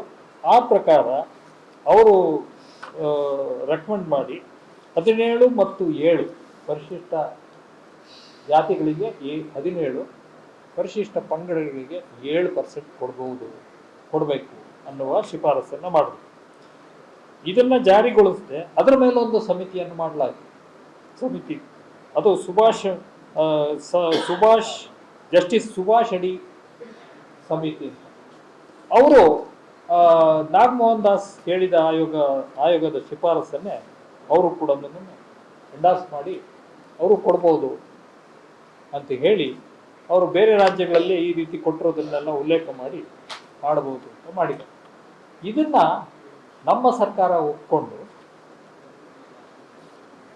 ಒಂದು ಆರ್ಡಿನೆನ್ಸ್ ಮಾಡ್ತು 2021 ಕರೆಕ್ಟ್ 1/11/2022 ಜಾರಿಗೆ ಬರುವಂತೆ, ಯಾಕೆಂದ್ರೆ ಆರ್ಡಿನೆನ್ಸ್ ಅವತ್ತು ಬಂದಿತ್ತು, ಈಗ ಆಕ್ಟ್ ಆಗಿದೆ ಅದು.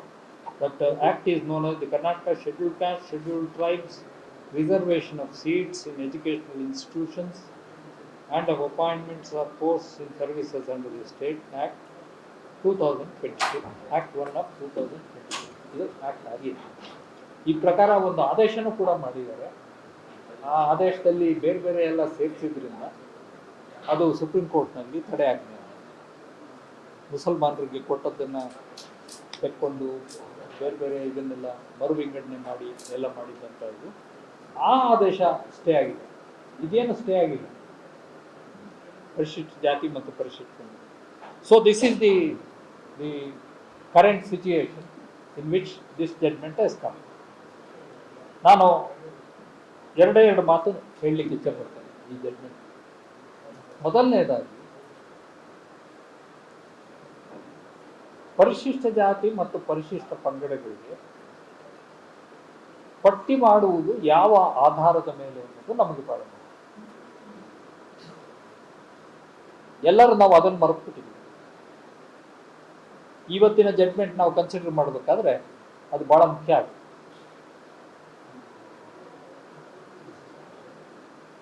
ನವಗ್ರಹಗಳಿಂದ ಪೀಡಿತರಾದ ಜಾತಿಗಳಿಗೆ ಮಾತ್ರ ಪರಿಶಿಷ್ಟ ಜಾತಿ ಮತ್ತು ಪರಿಶಿಷ್ಟ ಪಂಗಡ. ಯಾರಪ್ಪ ನವಗ್ರಹಗಳು ಅಂತಂದ್ರೆ 1931 ಇಸ್ವಿಯಲ್ಲಿ ಸೆನ್ಸಸ್ ಮಾಡುವಾಗ ಹಟ್ಟನ್ ಅಂತ ಅಂದಿನ ಸೆನ್ಸಸ್ ಕಮಿಷನರ್, ಅವರು ದೊಡ್ಡ ಆಂಥ್ರೋಪಾಲಜಿಸ್ಟ್, ಅವರು ಬಹಳ ವಿಶೇಷವಾಗಿ ಜಾತಿ ಮತ್ತು ಸಮುದಾಯಗಳ ಪರಿಜ್ಞಾನ ಉಳ್ಳವರಾಗಿದ್ದು ಅಡ್ಮಿನಿಸ್ಟ್ರೇಟರ್ ಕೂಡ ಆಗಿದ್ದರಿಂದ ಅವರು ಈ 9 ನವಗ್ರಹಗಳ ಪಟ್ಟಿ ಮಾಡಿ ಯಾರು ಈ ನವಗ್ರಹಗಳಿಂದ ಪೀಡಿತರಾಗಿದ್ದಾರೋ ಅವರನ್ನ ಮಾತ್ರ ನಾನು ಪರಿಶಿಷ್ಟ ಜಾತಿ ಅಂತ ಕನ್ಸಿಡರ್ ಮಾಡ್ತೇನೆ. ಆ ಪ್ರಕಾರ ಸೇರಿಸಿದ್ದಾರೆ. ಏನು ನವಗ್ರಹಗಳು ಯಾವ್ಯಾವ? ನವಗ್ರಹ ಸ್ವಲ್ಪ ಶುದ್ಧ ಮಾಡಬೇಡಿ ಪ್ಲೀಸ್.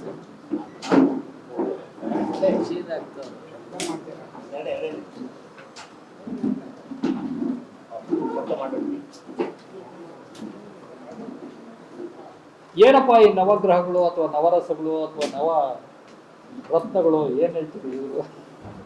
ಯಾರಿಗೆ ರತ್ನವೋ, ಯಾರಿಗೆ ವರವೋ, ಯಾರಿಗೆ ಶಾಪ? ಏನು ಅಂದ್ರೆ ಒಂದು ಜಾತಿ ಅಥವಾ ಗುಂಪು, ಒಂದು ಜಾತಿ ಅಥವಾ ಗುಂಪಿಗೆ ಈ ಟೆಸ್ಟ್ ಅನ್ನ ನೀವು ಅಪ್ಲೈ ಮಾಡಬೇಕು. ಟೆಸ್ಟ್ ನಂಬರ್ 1 ಏನು?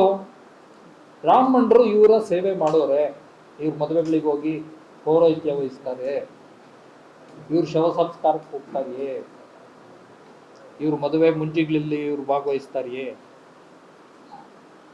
ಈ ಸಮುದಾಯಗಳ ಸೇವೆ ಮಾಡ್ತಾರೆ ಬ್ರಾಹ್ಮಣರು. ಬೇರೆ ಸಮುದಾಯಗಳ ಸೇವೆ ಯಾವ ರೀತಿ ಮಾಡ್ತಾರೋ ಆ ರೀತಿ ಈ ಕ್ವಶನ್ ನಂಬರ್ 1. ಕ್ವಶನ್ ನಂಬರ್ 2, ಸವರ್ಣೀಯರ ಕ್ಷೌರ ಮಾಡುವವರು, ಬಟ್ಟೆ ಒಗೆಯುವವರು, ದರ್ಜಿಗಳು, ನೀರು ಕೊಡುವ ನೀರ್ಗಂಟಿಗಳು ಇತ್ಯಾದಿಗಳ ಸೇವೆ ಈ ಜಾತಿಗಳಿಗೆ ಲಭ್ಯವಿದೆಯೇ? 2ನೇ ಪ್ರಶ್ನೆ.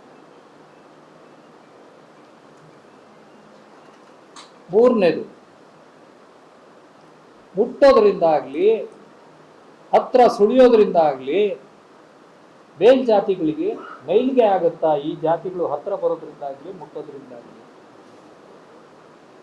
ಮೈಲಿಗೆ ಆಗುತ್ತಾ? ನಾವು ಪೊಲ್ಯೂಟ್ ಆದ್ವಿ ಅಂದ್ಕೊಳ್ತಾರ? ಇದು 3ನೇದು. 4ನೇದು, ಈ ಜಾತಿಯವರು ಕುಡಿಯೋ ನೀರು ಕೊಟ್ರೆ ಮೇಲ್ಜಾತಿಯವರು ಕುಡಿತಾರ? ದಯಮಾಡಿ ನೀವೆಲ್ಲ ಕೇಳಿಸ್ಕೋಬೇಕು. ಯಾಕೆಂದರೆ ಭಾಳ ಕಷ್ಟಪಟ್ಟು ಈ ಪಟ್ಟಿ ತಯಾರಿಸಿದೆ. ಇವತ್ತು ಸಾರಾಸಕ್ತಾಗಿ ಕಿತ್ತಾಕೋದೇ ಆಗಲಿ ಸೇರಿಸೋದೇ ಆಗಲಿ ನಡೀತಾ ಇದೆ. 1931 ಇಸ್ವಿಯಲ್ಲಿ ನಡೆದಂತಹ ಒಂದು ಕಸರತ್ತು ಇದು. ಸೊ 4ನೇದು, ಅವ್ರು ನೀರು ಕೊಟ್ಟರೆ ನೀವು ಕುಡಿತೀರಾ, ನೀವು ಕುಡಿಯಲ್ಲ ಅಂದರೆ ಅವರು ದಲಿತರು, ಅವರು ಪರಿಶಿಷ್ಟ ಜಾತಿಯವರು. 5ನೇದು ಭಾಳ ಮುಖ್ಯವಾದಂಥ ಟೆಸ್ಟ್.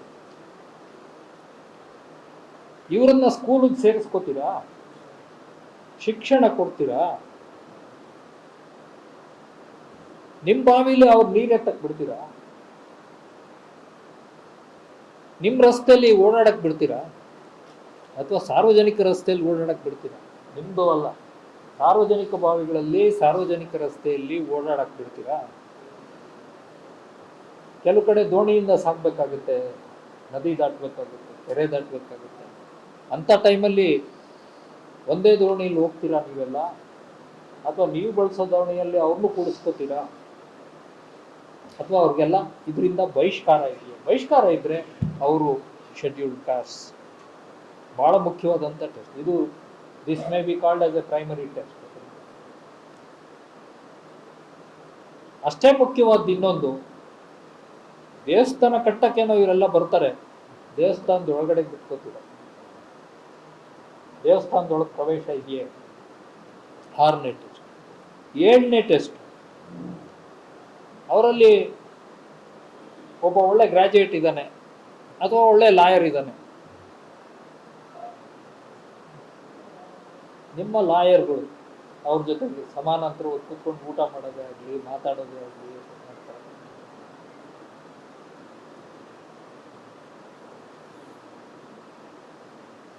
ಇದನ್ನು ಯಾಕೆ ಹೇಳ್ತೀನಿ ಅಂತಂದರೆ, ನಮ್ಮ ಗುರುಗಳು ಹಾವನೂರು ಪ್ರಾಕ್ಟೀಸ್ ಮಾಡ್ತಿದ್ರು ರಾಣೆಬೆನ್ನೂರಿನಲ್ಲಿ ಬಾರ್ ಅಸೋಸಿಯೇಷನ್ಲಿ ಕುಡಿಯೋ ನೀರಿಂದು ಒಂದು ಮಡಕೆ ಇಟ್ಟಿದ್ರು.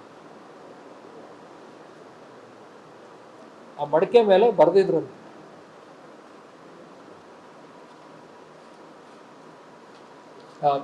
ಸಾರಿ ಅದು ರಾಣೆಬೆನ್ನೂರಲ್ಲ, ಕೆ ಕೆಂಚಪ್ಪ ಅಂತ, ಹಿಂದೆ ಸಮಾಜವಾದಿ ಪಕ್ಷದ ಅಧ್ಯಕ್ಷರು ಕೆ ಕೆಂಚಪ್ಪ, ಅವರು ಲೀಡರ್ ಆಫ್ ದಿ ಅಪೋಸಿಷನ್ ಆಗಿದ್ರು.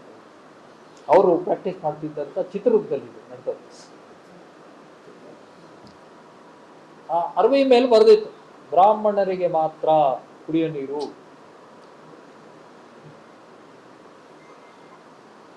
ಕೆಂಚಪ್ಪನವರು ಹೋಗಿ ಅದನ್ನ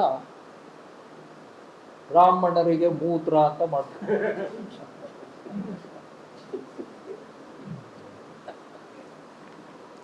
ಅವ್ರೇನು ಶೆಡ್ಯೂಲ್ ಕಾಸ್ಟ್ ಅಲ್ಲ, ಅವ್ರು ಕುಂಚಿಟಿದ್ರು. ಆದಾಗ್ಯೂ ಅದಾದ ಕೂಡಲೇ ಆ ಮಡಕೆನೆ ಹೊಡೆದಾಕಿದ್ರು, ಇದ್ರೊಳಗೆ ನೀರು ಹೆಂಗೆ ಕುಡಿಯೋದು? ಸೊ ಅಂತ ಒಂದು ಟೆಸ್ಟು. ಅವ್ರು ಕೊಡೋ ನೀರು ನೀವು ಕುಡಿತೀರಾ, ಒಟ್ಟಿಗೆ ಇದನ್ನು ಮಾಡ್ತೀರಾ ಅನ್ನೋದು.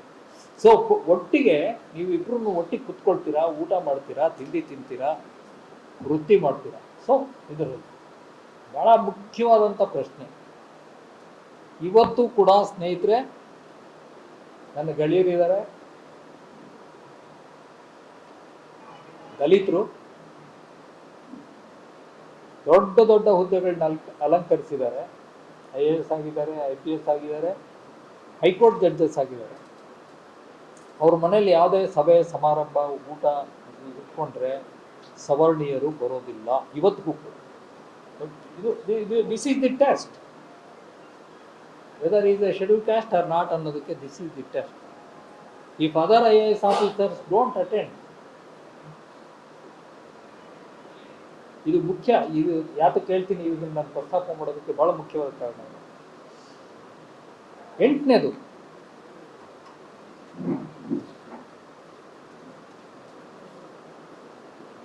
ಇವರು ಇಷ್ಟೆಲ್ಲ ಡಿಸಬಿಲಿಟೀಸು, ಇಷ್ಟೆಲ್ಲ ಕಷ್ಟ ಕಾರ್ಪಣ್ಯಗಳಿಗೆ ಗುರಿ ಆಗೋದಕ್ಕೆ ಕಾರಣ ಬೇರೆ ಜಾತಿಗಳು ಅಥವಾ ಅವ್ರದೇ ಒಂದು ಮೂಢನಂಬಿಕೆನೋ, ಅವ್ರದೇ ಒಂದು ಅಜ್ಞಾನವೋ, ಅವ್ರದ್ದೇ ಇಗ್ನೋರೆನ್ಸು, ಅವ್ರದ್ದೇ ಇಲಿಟ್ರಸಿಯಿಂದಲೋ ಅವ್ರಿಗೆ ಈ ಕೀಳರಿಮೆ ಬಂದಿದೆಯಾ? ಇಲ್ಲದ ಇದ್ರೆ ಅವ್ರಿಗೇನು ಇಲ್ಲ, ಎಲ್ಲರೂ ಸೇರ್ಕೊಳ್ತಾರೆ, ಒಟ್ಟಿಗೆ ಇದನ್ನು ಮಾಡ್ತಾರೆ. ಅದು ಒಂದು 8ನೇ ಟೆಸ್ಟ್. ಮತ್ತು 9ನೇದು, ಬಹಳ ಮುಖ್ಯವಾದಂಥ ಟೆಸ್ಟು.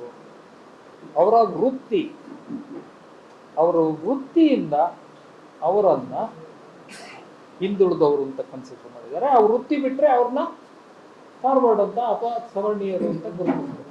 ಅಂಥದ್ದು ಇದೆಯಾ? ಆ ವೃತ್ತಿಯಿಂದ ಬಿಡ್ಲಿ ಮಾಡಲಿ, ಇನ್ನೂ ಅವರನ್ನ ಆ ವೃತ್ತಿ ಹಿಂದೆ ಯಾವುದೋ ಒಂದು ಕಾಲದಲ್ಲಿ ಮಾಡಿದ್ರು ಅಂತ. ಈಗ ಉದಾಹರಣೆಗೆ ಒಬ್ಬ ಚಮ್ಮಾರ, ಅವನು ಇವತ್ತು ಯಾವ ಚಮ್ಮಾರನೂ ಚರ್ಮದ ಕೆಲಸ ಮಾಡೋದಿಲ್ಲ, ಆದಾಗ್ಯೂ ಅವ್ರನ್ನ ಇನ್ನೂ ಕೂಡ ಮಾದಿದ್ರು ಅಂತಲೇ ಪರಿಗಣಿಸ್ತಾರೆ. ಆ ಕಾರಣಕ್ಕೆ ಅವ್ರ ಮೇಲೆ ಅಸ್ಪೃಶ್ಯತೆ ಆಗ್ತದೆ. ಸೊ ಇದು ಈ 9 ಟೆಸ್ಟ್ಗಳು, ನಾನು ಅವಕ್ಕೆ ನವಗ್ರಹ ಅಂತ ಹೆಸರಿಟ್ಟಿದ್ದೀನಿ. ನೀವು ಇನ್ನೇನಾದರೂ ಬೇರೆ ಹೆಸರಿಡ್ತೀರ? ಈ ನವಗ್ರಹಗಳ ಪೀಡನೆಗಾಗಿ ಗುರಿಯಾದ ಜಾತಿಗಳನ್ನ ಪರಿಶಿಷ್ಟ ಜಾತಿಗಳು ಅಂತ 1931ರಲ್ಲಿ ಪಟ್ಟಿ ಮಾಡಿದ್ರು. ಇವತ್ತಿನ ಪರಿಶಿಷ್ಟ ಜಾತಿಗಳ ಪಟ್ಟಿಗೆ ಅದೇ ಫೌಂಡೇಶನ್, ಅದೇ ಲಿಸ್ಟನ್ನೇ ಮುಂದುವರಿಸ್ಕೊಂಡು. ಸೊ ಇದು ನಿಮ್ ಗಮನದಲ್ಲಿರ್ಬೇಕು. ಯಾತಕ್ಕೆ ಈ ಮಾತು ಹೇಳ್ತೀನಿ ಅಂತಂದ್ರೆ, ಇವತ್ತಿನ judgement straight away come to the judgement ಒಟ್ಟು 4 ವಿಚಾರಗಳನ್ನ ತೀರ್ಮಾನ ಮಾಡುತ್ತೆ, ಮುಖ್ಯವಾಗಿ ಪ್ರಮುಖವಾಗಿ. ಇದೆಲ್ಲ ಡೀಟೇಲ್ಸ್ ಹೋಗೋದಿಲ್ಲ. ಮೊದಲನೇದಾಗಿ, ಕ್ಯಾಟಗರೈಸೇಷನ್ ಮಾಡೋದಕ್ಕೆ ಬರೋದಿಲ್ಲ ಪರಿಶಿಷ್ಟ ಜಾತಿಗಳು ಅಂತ ಹೇಳಿದ್ದ ಸಂವಿಧಾನದ ಪೀಠ EV ಚಿನ್ನಯ್ಯ. ಅದೇ ಮಾತಿನಲ್ಲಿ ಹೇಳಿದ್ದ ಇನ್ನೊಂದು ಮಾತು, ಇದಕ್ಕೆ ರಾಜ್ಯ ಸರ್ಕಾರಗಳಿಗೆ ಅಧಿಕಾರ ಇಲ್ಲ, ರಾಜ್ಯದ ವಿಧಾನಮಂಡಲಕ್ಕೆ ಅಧಿಕಾರ ಇಲ್ಲ ಅಂತ ಹೇಳಿದಂತಹ EV ಚಿನ್ನಯ್ಯ ಮೊಕದ್ದಮೆ ಸರಿ ಇಲ್ಲ, ಅದು ತಪ್ಪು ವ್ಯಾಖ್ಯಾನ, ಅದನ್ನ ಓವರ್ ರೂಲ್ ಮಾಡ್ತೇವೆ ಅಂತ. ಇದನ್ನ 7 ಜನ ಸದಸ್ಯರ ಪೀಠದಲ್ಲಿ 6 ಜನ ಒಕ್ಕೊರಲಿನಿಂದ EV ಚಿನ್ನಯ್ಯ ಕಸಗುಟ್ಟಿ ಆಗ್ತದೆ. ಅದರಲ್ಲಿ unanimity, near unanimity, except 1 lady judge who has written a dissent, ಎಲ್ಲರೂ. ಸೊ ಇನ್ನು ಉಳಿಕೆದ್ದು 3 ವಿಚಾರ ಉಳಿಯುತ್ತೆ. 3 ವಿಚಾರದ ಬಗ್ಗೆ ಇಲ್ಲಿ ತೀರ್ಪುಗಳು ಬಂದಿದ್ದಾವೆ. ಮೊದಲನೇದಾಗಿ, ಸಬ್ ಕ್ಲಾಸಿಫಿಕೇಶನ್ ಅಥವಾ ವರ್ಗೀಕರಣ ಮಾಡಬಹುದೇ?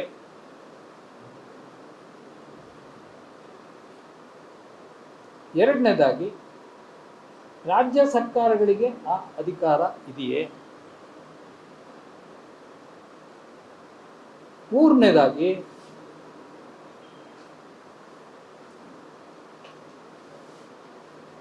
ಕೆನೆ ಪದರದ ಮಿತಿಯನ್ನ ಪರಿಶಿಷ್ಟ ಜಾತಿಗಳಿಗೂ ಅನ್ವಯಿಸಬೇಕೇ? ಈ 3 ಪ್ರಶ್ನೆಗಳಿಗೆ ಸಕಾರಾತ್ಮಕವಾಗಿ ಉತ್ತರ ಕೊಟ್ಟಿದ್ದಾರೆ. ಯಾರ್ಯಾರು ಕೊಟ್ಟಿದ್ದಾರೆ? I'll give you in a nutshell. 7 ಜನ ಜಡ್ಜಸ್ ಅಲ್ಲಿ ಬೇಲಾ ತ್ರಿವೇದಿ ಅವರು ಸಾರಾಸಟ್ಟಾಗಿ ಈ ಕೇಸ್ ತೀರ್ಮಾನ ಮಾಡ್ತಿರೋದೇ ತಪ್ಪು, ಇದಕ್ಕೆ ಅವಕಾಶನೇ ಇಲ್ಲ ಅನ್ನೋ ಮಾತನ್ನ ಅವರು ಹೇಳ್ತಾರೆ. ಹಾಗಾಗಿ ಅವರು ಉಳಿದ ಕ್ವಶನ್ಗಳಿಗೆ ಅವರು ಆನ್ಸರ್ ಮಾಡಿಲ್ಲ. ಬದಲಾಗಿ ಈ ಮಿಕ್ನಾದ 4 ಪ್ರಶ್ನೆಗಳಿಗೆ ಏನೇನು ಉತ್ತರ ಕೊಟ್ಟಿದ್ದಾರೆ ನೋಡ್ಬೋದು. ಒಂದು ಮುಖ್ಯವಾದಂಥ ತೀರ್ಪು ಬಂದಿರೋದು chief justice of India doctor Chandrachud ಅವ್ರ ಜೊತೆಗೆ ಮತ್ತೊಬ್ರು ಜಡ್ಜು ಅವರನ್ನು ಕುಳಿತುಕೊಂಡು ತೀರ್ಮಾನ ಕೊಟ್ಟಿದ್ದಾರೆ. ಸೊ ಅವರಿಬ್ಬರು ಬರೆದಂಥ ತೀರ್ಪು it is the leading judgement ಅಂತಾರೆ. It is the leading judgement. So ಅವ್ರು ಕೊಟ್ಟ ತೀರ್ಪಿಗೆ ಜಸ್ಟಿಸ್ ನಾಥ್, ಜಸ್ಟಿಸ್ ಮಿಠಲ್ ಮತ್ತು ಜಸ್ಟಿಸ್ ಗವಾಯ್ ಅವರು ಸಹಮತ ವ್ಯಕ್ತಪಡಿಸಿದ್ದಾರೆ. ಸೊ ಏನೇನು ತೀರ್ಮಾನ ಮಾಡಿದ್ದಾರೆ ಸುಮ್ಮನೆ ನಟ್ಶೆಲಲ್ಲಿ ಹೇಳ್ಬಿಡ್ತೀನಿ. ಪ್ಯಾರಾ 205ರಲ್ಲಿ ಚೀಫ್ ಜಸ್ಟಿಸ್ ಹೇಳ್ತಾರೆ, ಶೆಡ್ಯೂಲ್ಡ್ ಕಾಸ್ಟ್ ಬೈಫರ್ಕೇಶನ್ ಮಾಡೋದಕ್ಕೆ ಮೊದಲು ಒಂದು ಟೆಸ್ಟ್ ಮಾಡಬೇಕು. ಏನಪ್ಪ ಅದು? Is it A homogeneous class ಅಂದರೆ ಸಂಪೂರ್ಣವಾಗಿ ಒಂದೇ ಗುಂಪು, ಇವರ ಮಧ್ಯೆ ಯಾವುದೇ ವ್ಯತ್ಯಾಸಗಳಿಲ್ಲ, ಮತ್ತು ಇಂಟಿಗ್ರೇಟೆಡ್, ಒಂದೇ ಇದ್ರ ಥರ ಬದುಕ್ತಾ ಇದ್ದಾರೆ, ಒಂದೇ ಜಾತಿಯ ಥರ ಅನ್ನುವ ಒಂದು ಟೆಸ್ಟನ್ನು ಹಾಕಿದ್ದಾರೆ. ಅದಕ್ಕೆ ನೆಗೆಟಿವ್ ಆನ್ಸರ್ ಬಂದರೆ ನೀವು ಸಬ್ ಕ್ಲಾಸಿಫಿಕೇಶನ್ ಮಾಡಬಹುದು. ಎರಡನೇದು, ಇಂದ್ರಸಾನಿ ಎನ್ನುವುದು ಹಿಂದುಳಿದ ವರ್ಗಗಳಿಗೆ 16/11/92 ಇಸ್ವಿಯಲ್ಲಿ ತೀರ್ಮಾನ ಮಾಡಿದಂಥ ಜಡ್ಜ್ಮೆಂಟ್. 9 ಜನ ಜಡ್ಜಸ್. ಅದರಲ್ಲಿ ಪರಿಶಿಷ್ಟ ಜಾತಿಗಳಿಗೆ ಮರುವಿಂಗಡಣೆ ಮಾಡಬಾರ್ದು ಅಂತ ಹೇಳಿದಾರಾ ಅನ್ನೋ ಪ್ರಶ್ನೆ, ಅದನ್ನ ನೆಗೆಟಿವ್ ಮಾಡಿದ್ದಾರೆ. ಇಲ್ಲ, ಆ ಥರ ಹೇಳಿಲ್ಲ. ಮೂರನೇದಾಗಿ 341 ಕೆಳಗಡೆ ಮಾಡುವ ಪಟ್ಟಿಯನ್ನು, ಇದಕ್ಕೆ ಲೀಗಲ್ ಫಿಕ್ಷನ್ ಅಂತ ಹೇಳ್ತಾರೆ. It shall be deemed to be schedule caste for the purposes of the constitution ಅಂತ ಅದು ಲ್ಯಾಂಗ್ವೇಜ್ ಇರೋದು. ಅದು ಆ ಡೀಮಿಂಗ್ ಪ್ರಾವಿಷನ್ನು ನೀವು ಆ ಥರ ಪರಿಗಣಿಸಬೇಕಾಗಿಲ್ಲ. There is no fiction. It need not be treated as one class for the entire constitutional purpose ಅಂತ ಹೇಳ್ತಾರೆ. ನಾಲ್ಕನೇದಾಗಿ, ನೀವು ಬೈಫರ್ಕೇಟ್ ಮಾಡ್ಬೋದು. ಬೈಫರ್ಕೇಟ್ ಮಾಡೋದಾದ್ರೆ 4 ವರ್ಗ ಮಾಡ್ತೀರಿ. 4 ವರ್ಗದಲ್ಲಿ 3 ವರ್ಗಕ್ಕೆ 95% ಕೊಟ್ಟು ಇನ್ನೊಂದು ವರ್ಗಕ್ಕೆ ಏನೂ ಇಲ್ಲ, ಮರೀಚಿಕೆ ಆಗಬಾರ್ದು. ಅಂದರೆ ಮನಾಪೊಲಿ ಕ್ರಿಯೇಟ್ ಮಾಡಬಾರ್ದು, ಅಥವಾ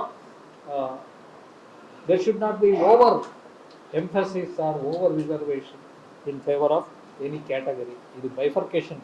4-5 ಬಗ್ಗೆ ಚರ್ಚೆ ಮಾಡಿಲ್ಲ, 2 ಮಾತ್ರ ಹೇಳಿದ್ದಾರೆ bifurcation.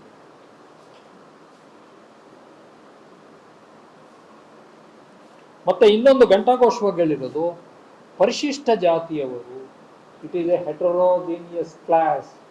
This cannot be considered as one class. It is a conglomeration of various classes. There is distinction, difference and degree of backwardness among the scheduled caste ಅಂತ ಹೇಳ್ತಾರೆ. ಅದಕ್ಕೋಸ್ಕರ ಓನ್ಲಿ ಫಾರ್ ಪರ್ಪಸಸ್ ಇದನ್ನು ಮುಖ್ಯವಾಗಿ ಏನು ಅಂತಂದರೆ, ನೀವು ಪರಿಚ್ಛೇದ 15(4) ರಾಜ್ಯ ಸರ್ಕಾರದ ಯಾವುದೇ ಕಾರ್ಯಕ್ರಮಗಳಲ್ಲಿ ಸೈಟ್ ಹಂಚೋದಿರ್ಬೋದು, ಮನೆ ಹಂಚೋದಿರ್ಬೋದು, ಸ್ಕಾಲರ್ಶಿಪ್ ಕೊಡೋದಿರ್ಬೋದು, ಅಥವಾ ಮೆಡಿಕಲ್ ಕಾಲೇಜ್ ಅಡ್ಮಿಷನ್ಸಲ್ಲಿ ರಿಸರ್ವೇಷನ್ ಕೊಡೋದಿರ್ಬೋದು, ಅದರಲ್ಲಿ ಈ ಕ್ಯಾಟಗರೈಸೇಷನ್ ಮಾಡ್ಬೋದು, ನಿಮ್ಗೆ ಅಧಿಕಾರ ಇದೆ. ಅದೇ ರೀತಿ ಸರ್ಕಾರಿ ಸೇವೆಯಲ್ಲಿ, ರಾಜ್ಯ ಸರ್ಕಾರದ ಸೇವೆಗಳಲ್ಲಿ ಮಾತ್ರ ನೀವು ಈ ರೀತಿಯ ಬೈಫರ್ಕೇಶನ್ ಮಾಡ್ಬೋದು, ಸಬ್ ಕ್ಲಾಸಿಫಿಕೇಶನ್ ಮಾಡ್ಬೋದು, ಪ್ರಿಫರೆನ್ಷಿಯಲ್ ಟ್ರೀಟ್ಮೆಂಟ್ ಕೊಡ್ಬೋದು ಅಂತ ಹೇಳುವ ಮಾತನ್ನ ಹೇಳಿದ್ದಾರೆ. ಸೊ ಚೆನ್ನೈ ಓವರ್ ರೂಲ್ಡ್ ಆಗಲೇ ಹೇಳಿದ್ದೀನಿ. ನಂತರ ಬಹಳ ಮುಖ್ಯವಾಗಿ ನಾವು ಇವತ್ತೇ ಇದನ್ನ ಬೈಫರ್ಕೇಟ್ ಮಾಡಿ ಅಂತ ಸಿದ್ದರಾಮಯ್ಯ ಕೇಳಕ್ ಬರೋದಿಲ್ಲ. ಯಾಕಪ್ಪ ಅಂತಂದ್ರೆ, ಅದನ್ನ ಮಾಡೋದಕ್ಕೆ ಮೊದಲು ಈಗ ನಾವು ವಲಯ, ಮಾದಿಗ ಅಂತ 2 ಸಪರೇಟ್ ಮಾಡಿ, ಟಚಬಲ್ಸ್, ಅನ್ಟಚಬಲ್ಸ್ ಅಂತ ಸಪರೇಟ್ ಮಾಡಿ, ಇವು 3 ವರ್ಗಗಳಿಗೆ ಸೇರದೇ ಇರೋರಿಗೆ ನಾವು ಒಂದು ಪರ್ಸೆಂಟೇಜ್ ರಿಸರ್ವೇಶನ್ ಎಕ್ಸ್ಕ್ಲೂಸಿವ್ ಆಗಿ ಕೊಡ್ತೀವಿ ಅಂತಂದ್ರೆ, ನಾವು ಆ 3 ವರ್ಗಗಳಿಗೆ ಸೇರದೇ ಇರುವ 4ನೇ ಇದೆಯಲ್ಲ, ಅಲೆಮಾರಿ ಜಾತಿಗಳ ಸಮೂಹ, ಅವರು ಸರ್ಕಾರಿ ಸೇವೆಯಲ್ಲಿ ಅವರ ಪ್ರಜಾಸಂಖ್ಯೆಗೆ ಅನುಗುಣವಾಗಿ, ಅಥವಾ ಆಡಿಕ್ವೇಟ್ ರೆಪ್ರೆಸೆಂಟೇಷನ್ ಅಂತ ಹೇಳ್ತಾರೆ. It need not be proportionate to the population, but it should be comparable. ಅವ್ರಿಗೆ ಸಿಕ್ಕಿದೆಯೇ, ಅದಕ್ಕೆ ನಿಮ್ಮ ಹತ್ರ ಮಾಹಿತಿ ಇದೆಯೇ, ಆಧಾರ ಇದೆಯೇ, ಅದರ ಎಂಪರಿಕಲ್ ಡೇಟಾ ಅಂತ ಹೇಳ್ತಾರೆ, ಸಮೀಕ್ಷೆ ಮಾಡಿ ವರದಿಯನ್ನು ಪಡ್ಕೊಂಡಿದ್ದೀರಾ? ಇದು ಈ ಪ್ರಶ್ನೆಯನ್ನು ಉತ್ತರ ಕೊಡದೆ ಸಬ್ ಕ್ಲಾಸಿಫಿಕೇಶನ್ ಮಾಡುತ್ತಿರಲ್ಲ ಅಂತ ಹೇಳಿದ್ದಾರೆ. ಎಲ್ಲ ಜಡ್ಜಸ್ ಒಕ್ಕೊರಲಿನಿಂದ ಈ ಮಾತನ್ನು ಹೇಳಿದ್ದಾರೆ. ಸೇಮ್ ಥಿಂಗ್, ಎಂಪರಿಕಲ್ ಡೇಟಾ ಇಲ್ಲದೆ ಮಾಡಕ್ ಬರೋದಿಲ್ಲ. ಇನ್ನೊಂದು ಬಹಳ ಫಸ್ಟ್ ಟೈಮ್ ಸುಪ್ರೀಂ ಕೋರ್ಟ್ ಬಾಯಲ್ಲಿ ಬಂದಿರೋ ಒಂದು ಶ್ರೇಷ್ಠವಾದಂಥ ಒಂದು ಮಾತು ಏನಪ್ಪ ಅಂತಂದ್ರೆ, ನಿಮ್ಗೆಲ್ಲರಿಗೂ ಗೊತ್ತಿರೋ ಹಾಗೆ 335ನೇ ಪರಿಚ್ಛೇದದಲ್ಲಿ ಬಾಬಾ ಸಾಹೇಬ್ ಅಂಬೇಡ್ಕರ್ ಅಂದ್ಕೊಂಡ್ರು ಶೆಡ್ಯೂಲ್ ಕ್ಯಾಸ್ಟ್ ಹೆಸರನ್ನ 16/4 ಅವತ್ತಿನ 10/3 ಹೇಳ್ತಿದ್ರು ಪರವಾಗಿಲ್ಲ ಅವ್ರಿಗೆ ರಿಸರ್ವೇಶನ್ ಸಿಗುತ್ತೆ ಅಂತ. ಯಾಕೆಂದ್ರೆ ಆರ್ಟಿಕಲ್ 335 ನಲ್ಲಿ the claims of schedule caste and schedule tribes shall be considered, language ದಯವಿಟ್ಟು ಮಾತ್ರ, shall be considered for appointments under the state. ಅಂದ್ರೆ ನೇಮಕಾತಿ ಮಾಡುವಾಗ, ಸರ್ಕಾರಿ ಸೇವೆಗೆ ನೇಮಕಾತಿ ಮಾಡುವಾಗ ಅವರ ಕ್ಲೈಮ್ಸ್ ನ ಕನ್ಸಿಡರ್ ಮಾಡಬೇಕು ಅಂತ ಹೇಳಿ ಕೊನೆಯಲ್ಲಿ ಒಂದು ಬಾಲಂಗೊಚ್ಚಿ ಸೇರಿಸಿದ್ರು. ಏನಪ್ಪ,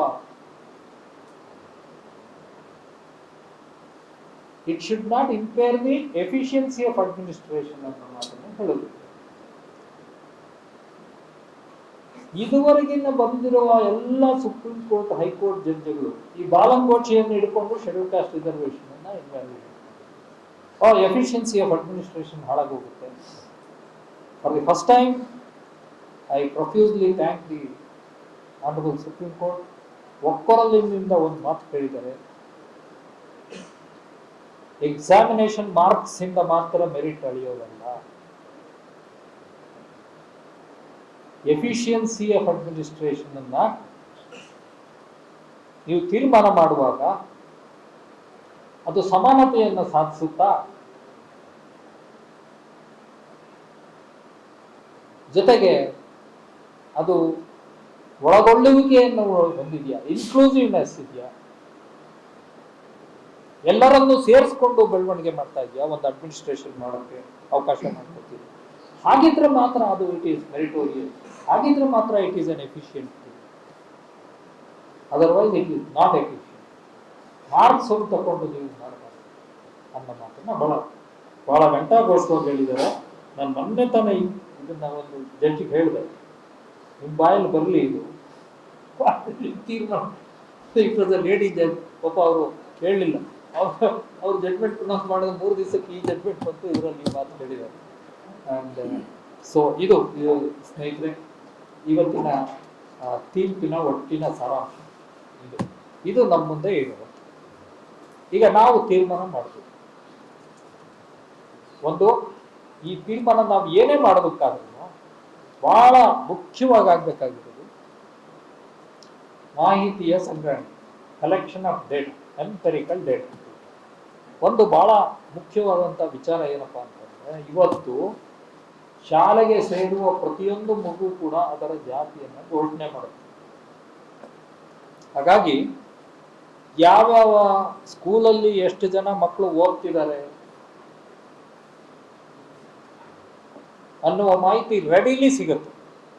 ಎರಡನೇದು, ಯಾವ್ಯಾವ ಕಾಲೇಜಲ್ಲಿ MBBS ಕೋರ್ಸಲ್ಲಿ ಎಷ್ಟು ಜನ ಓದ್ತಿದ್ದಾರೆ, ಪ್ರೈವೇಟ್ ಕಾಲೇಜಲ್ಲಿ ಎಷ್ಟು ಜನ ಓದ್ತಿದ್ದಾರೆ, ಗೌರ್ಮೆಂಟ್ ಕಾಲೇಜಲ್ಲಿ ಎಷ್ಟು ಜನ ಓದ್ತಿದ್ದಾರೆ, ಡೀಮ್ಡ್ ಯೂನಿವರ್ಸಿಟಿಯಲ್ಲಿ ಎಷ್ಟು ಜನ ಓದ್ತಿದ್ದಾರೆ, ಈ ಮಾಹಿತಿನೂ ಕೂಡ ಸಿಗುತ್ತೆ. ಯಾಕೆಂದ್ರೆ ಅವರೆಲ್ಲ ಅಡ್ಮಿಷನ್ ಆಗುವಾಗ ಅವ್ರ ಜಾತಿಯನ್ನು ಡಿಕ್ಲೇರ್ ಮಾಡ್ತಾರೆ. ಹಾಗಾಗಿ ಬಹುಶಃ ಒಂದು 3 ತಿಂಗಳಲ್ಲಿ ಈ ಮಾಹಿತಿಯನ್ನ ಸಂಗ್ರಹಣೆ ಮಾಡಿ. ಅಷ್ಟೇ ಮುಖ್ಯವಾಗಿ ಇನ್ನೊಂದು ಇದನ್ನು ಮಾಡಬೇಕು, ಏನಪ್ಪಾ ಅಂತಂದ್ರೆ ಆಯಾ ಜಾತಿಗಳ ಪ್ರಾತಿನಿಧ್ಯ ಎಷ್ಟಿದೆ,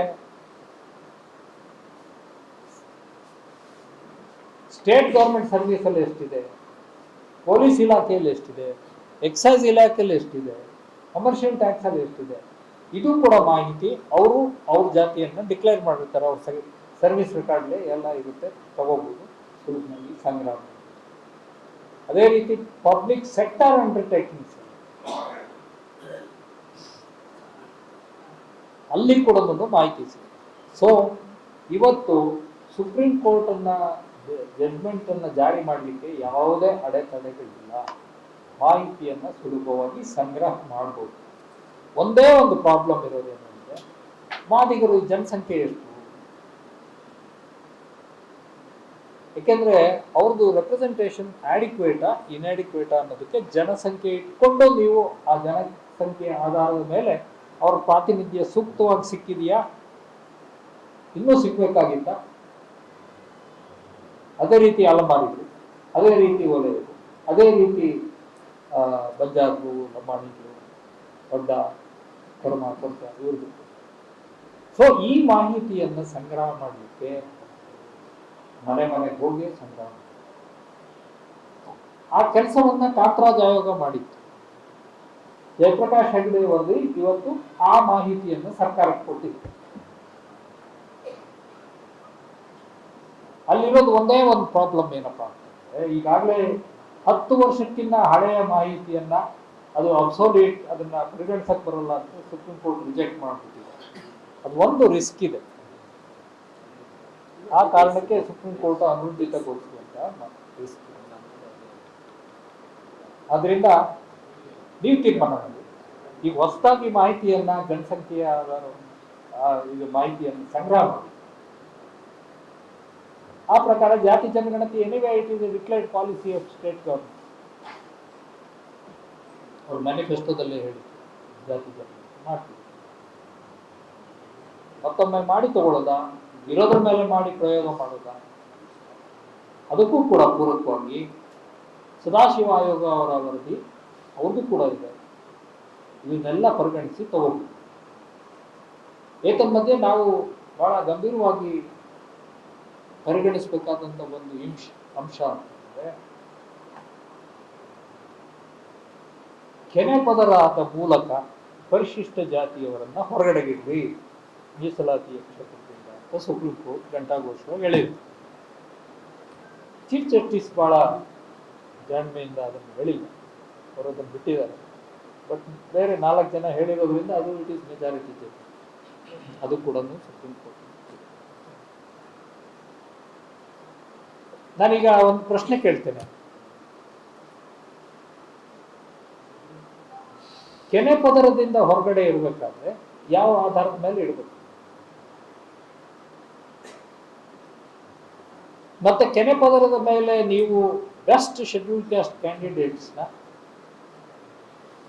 ಮೀಸಲಾತಿ ಕ್ಷೇತ್ರದಿಂದ ಹೊರಗಡೆ ಇಟ್ಟರೆ, ಪರಿಶಿಷ್ಟ ಜಾತಿ ಕ್ಷೇತ್ರದಿಂದ ಬರುವ ಅಭ್ಯರ್ಥಿಗಳು KS ಆಫೀಸರ್ಸ್ ಇರ್ಬೋದು, ನಾಳೆ IAS ಸೆಲೆಕ್ಷನ್ ಆಗುತ್ತಾ? ಕಂಪೀಟ್ ಮಾಡೋಕ್ಕಾಗುತ್ತಾ ಬೇರೆ ಜಾತಿಗಳ ಜೊತೆಗೆ? ಸ್ನೇಹಿತರೆ, ಕೆನೆ ಪದರದ ಹುನ್ನಾರ ಇರೋದೇ ಇಲ್ಲ. ಏನು ಸೆಲೆಕ್ಷನ್ ಟೆಸ್ಟ್ಗಳಿದೆ, ಸೆಲೆಕ್ಷನ್ ಪೋಸ್ಟ್ಗಳಿದೆ, ಆ ಪೋಸ್ಟ್ಗಳಿಗೆ ಮೀಸಲಾತಿಯಿಂದ ಬರೋರು ಪ್ರಯತ್ನ ಕೂಡ ಮಾಡಬಾರ್ದು. ಫಸ್ಟ್ ಜನರೇಷನ್ ಅವ್ರು ಬಂದ್ರೆ ಅವ್ರನ್ನ ಎದುರಿಸ್ಕೊಂಡು ಇಟ್ಕೊಂಡಿರ್ಬೋದು. ಬಹಳ ಸಿಂಪಲ್. 1000 ವಿಧಾನಗಳಿದಾವೆ. ಯಾಕೆಂದ್ರೆ ಕಾನ್ಫಿಡೆನ್ಷಿಯಲ್ ರಿಪೋರ್ಟ್ ಬರೆಯೋರೆಲ್ಲ ಮೇಲ್ಜಾತಿಯವರು ಬರೆಯುವಾಗ ಒಂದು ಸಿಂಪಲ್ ಬರೀತಾರೆ, ಇವ್ನು ಭ್ರಷ್ಟ ಅಂತ ಬರೆಯೋದಿಲ್ಲ. ಯಾಕೆಂದ್ರೆ ಭ್ರಷ್ಟ ಅಂತ ಬರೆದ್ರೆ ಅವ್ನು ಅಪೀಲ್ ಹಾಕ್ಕೊಳ್ತಾನೆ.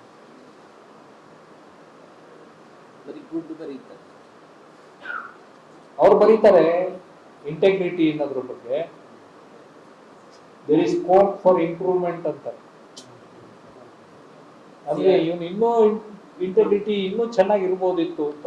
ಯಾರಿಗೆ ಇನ್ನೂ ಚೆನ್ನಾಗಿರಕ್ ಸಾಧ್ಯ ಇಲ್ಲ? ಯಾರು ಪರ್ಫೆಕ್ಟ್ ಮ್ಯಾನ್ ಇದ್ದಾರೆ? ಈ ತರ ಅದನ್ನ I don't want to go into the details. ಯಾಕಂದ್ರೆ ದಿನನಿತ್ಯ ನಾವು ಹ್ಯಾಂಡಲ್ ಮಾಡ್ತಾ ಇದ್ದೀವಿ. ತುಳಿದು ಹಾಕ್ತಾರೆ ಸ್ನೇಹಿತರೆ. ಆದ್ರಿಂದ ಕೆನೆ ಪದರ ಇದ್ರೆ ಅವ್ರಿಗೆ ನಿಂತು ಹೋರಾಟ ಮಾಡುವಂತಹ ಶಕ್ತಿ ಬಂದಿರುತ್ತೆ, ಪುಷ್ಟಿ ಬಂದಿರುತ್ತೆ. ಅದಕ್ಕೂ ಮುಖ್ಯವಾಗಿ ಅವರ ತಂದೆನೋ ತಾಯಿಯೋ ಈಗಾಗಲೇ ಮೀಸಲಾತಿ ಅಂತ ಬಂದಿದ್ರೆ ಅವರೆಲ್ಲ ಅನುಭವಿಸಿದ್ದನ್ನ ಇವ್ರು ನೋಡಿ ಬುದ್ಧಿ ಕಲ್ತ್ಕೊಂಡು ಒಂದು ಚಾಣಾಕ್ಷ ತಂದಿಲ್ಲ ಅದನ್ನು. ಸೊ ಇದು ಬಹಳ ದೊಡ್ಡ ಹೊಡೆತ. ಏನಪ್ಪಾ ಅಂತಂದ್ರೆ, ಕೆನೆ ಪದರದ ಪಾಲಿಸಿ ಅನ್ವಯಿಸೋದೇನೆ ಘೋರವಾದಂತಹ ಡಿಸ್ಕ್ರಿಮಿನೇಷನ್. ನೀವು ಈಗ ಬೇರೆ IAS ಆಫೀಸರ್ಸ್ ಪೋಸ್ಟ್ಗಳಿಗೆ ಕನ್ಸಿಡರ್ ಮಾಡುವಾಗ ಬೇರೆ ಜಾತಿಯವ್ರನ್ನ, ಅವ್ರಿಗೆ ಕೆನೆ ಪದರ ಯಾಕೆ ಹಾಕೋದಿಲ್ಲ? ಕೆನೆ ಪದರ ಹಾಕ್ತೀರಾ ಅಂದ್ರೆ ಎಲ್ಲರನ್ನೂ ಆಚೆಗಿಟ್ಟಿದೆ. Number 1. So this is a conspiracy to keep out competition from the scheduled castes in the name of. ಎರಡನೇದಾಗಿ ನಾನು ನಿಮ್ಗೆ ಸ್ವಲ್ಪ ವಿವರವಾಗಿ ನವಗ್ರಹಗಳನ್ನ ನಿಮಗೆ ತಿಳಿಸಿದ್ದು ಯಾಕಪ್ಪ ಅಂತಂದ್ರೆ, ಆ ನವಗ್ರಹಗಳಿಗೆ ರೆಫರೆನ್ಸ್ ಕೂಡ ಇಲ್ಲ ಸುಪ್ರೀಂ ಕೋರ್ಟ್ ಜಡ್ಜ್ಮೆಂಟ್ ಅಲ್ಲಿ. ನೀವು ಯಾವ ಆಧಾರದ ಮೇಲೆ ಸೇರಿಸಿದ್ದೀರೋ ಆ ಆಧಾರದ ಮೇಲೆ ಅವ್ರನ್ನ ತೆಗಿಬೇಕು ತಾನೆ. ಆಯ್ತಪ್ಪ ಇವನು ಅಂಬೇಡ್ಕರ್ ಚೆನ್ನಾಗಿ ಓದಿದ್ದಾನೆ ಅಂತ ನಾವು ಪ್ರಮೋಷನ್ ಕೊಟ್ಟು ಅವನ್ನ ದಲಿತ ಇದರಿಂದ ಡಿಲೀಟ್ ಮಾಡಿ ಬ್ರಾಹ್ಮಣನ್ ಮಾಡಿದ್ದೀವಿ ಅಂತಲೋ ಒಕ್ಕಲಿಗನ್ ಮಾಡಿದೀನಿ ಅಂತಲೋ ಎಲ್ಲಾದ್ರೂ ಹೇಳಿದಿರ ಹೋಗ್ಲಿ, ಅಥವಾ ಈಗಲಾದ್ರೂ ಮಾಡ್ತೀರಾ ಯಾರನ್ನಾದ್ರು? IAS ಆಫೀಸರ್ಗೂ ನಾನು ಹೇಳ್ತಾ ಇದ್ದೀನಿ, ಪ್ರತ್ಯಕ್ಷವಾಗಿ ನಡೀತಾ ಇರುವಂಥದ್ದು. Even after IAS they continue to suffer untouchability. So therefore there is not a whisper about it. ಅದೆಲ್ಲಕ್ಕಿಂತಲೂ ಮುಖ್ಯವಾಗಿ ಪರಿಶಿಷ್ಟ ಜಾತಿಯವರಿಗೆ ಕೊಟ್ಟಿರೋ ಕೋಟಾ ಏನಿದೆ, ಅವರ ಜಾತಿ ಇದ್ರ ಪ್ರಪೋರ್ಷನ್ ಪ್ರಕಾರ ಅಷ್ಟು ಮೀಸಲಾತಿ ಅಷ್ಟು ಪ್ರಾತಿನಿಧ್ಯ ಸಿಕ್ಕಿದೆಯಾ? ನೀವು ಕೆನೆಪದರಕ್ಕೆ ಹುಡ್ಕೊಂಡು ಹೋಗುವಂಥದ್ದು, ಬೇರೆ ದಲಿತರಿಗೆ ಅನುಕೂಲ ಆಗಲಿ ಅನ್ನೋ ದೃಷ್ಟಿಯಿಂದ ಇದನ್ನು ಅನ್ವಯಿಸ್ತೀವಿ ಅನ್ನೋದಾದ್ರೆ, I have one question. Is it an unemployment relief? ಇದು ಅನ್ಎಂಪ್ಲಾಯ್ಮೆಂಟ್ ರಿಲೀಫ್ ಆದ್ರೆ ಎಸ್, ನಾವು will start from the bottom. ಅವ್ರು ಗೌರ್ಮೆಂಟ್ ಸ್ಕೂಲಲ್ಲಿ ಓದೋರು, ಇದು ಸೆಂಟ್ ಸ್ಟೀಫನ್ ಕಾಲೇಜಲ್ಲಿ ಓದೋರು ಎಲ್ಲ ಕಂಪೇರ್ ಮಾಡ್ತಾರೆ judges. Sorry to say they are only relevant questions. You can't eliminate creamy layer from the scheduled caste on this ground. And it is a gross misreading of Indrasani case, where it is expressly pronounced that principle has no application. ಆದಾಗ್ಯೂ ಇದನ್ನ import ಮಾಡಿ. So ಸ್ನೇಹಿತರೆ, ಇದು ಕೆನೆಪದರದ ವಿಚಾರದಲ್ಲಿ ಯಾವ ಕಾರಣಕ್ಕೂ ಕೂಡ ಅದನ್ನ ಜಾರಿಗೊಳಿಸುವುದು ಮಾಡಲಿಕ್ಕೆ ಅವಕಾಶ ಮಾಡಿಕೊಟ್ರೆ ಪರಿಶಿಷ್ಟ ಜಾತಿ ಜನಗಳಿಗೆ, ಅದರಲ್ಲೂ ವಿಶೇಷವಾಗಿ ಯಾರು ಕೆನೆಪದರದ ಹೆಸರಿನಲ್ಲಿ ಆಚೆಗಿಡಬಹುದೋ ಬೆಸ್ಟ್ ಕ್ಯಾಂಡಿಡೇಟ್ಸ್, ಯಾರನ್ನ ಕೆನೆಪದರದ ಹೆಸರಿನಲ್ಲಿ ಆಚೆಗಿಡೋದು, top most meritorious schedule caste candidates will be eliminated. The best will be eliminated and the next will be selected. So ಘೋರವಾದಂಥ ಅನ್ಯಾಯ ಆಗುತ್ತೆ ಪರಿಶಿಷ್ಟ ಜಾತಿಗಳಿಗೆ ಕೆನೆಪದರ ಹೊರಗಡೆ. ಮೂರನೇದು, ಕೆನೆಪದರದ ಇದರಲ್ಲಿ ಒಂದು ಬಹಳ ಮುಖ್ಯವಾದಂಥ ವಿಚಾರ ಏನಂತಂದ್ರೆ, ಎಲ್ಲ ಗೆಳೆಯರಲ್ಲಿ ನಾನು ಇದನ್ನ ಕೇಳ್ತೇನೆ, ನೀವೀಗ ಕೇಸ್ ತೀರ್ಮಾನ ಮಾಡಿದ್ಮೇಲೆ ನೀವು ಪೋಸ್ಟ್ ಮಾರ್ಟಮ್ ಮಾಡ್ತಾ ಇದ್ದೀರಾ, ಕೇಸ್ ನಡೆಯುವಾಗ ಏನ್ ಮಾಡ್ತಾ ಇದ್ರಿ ನೀವೆಲ್ಲ?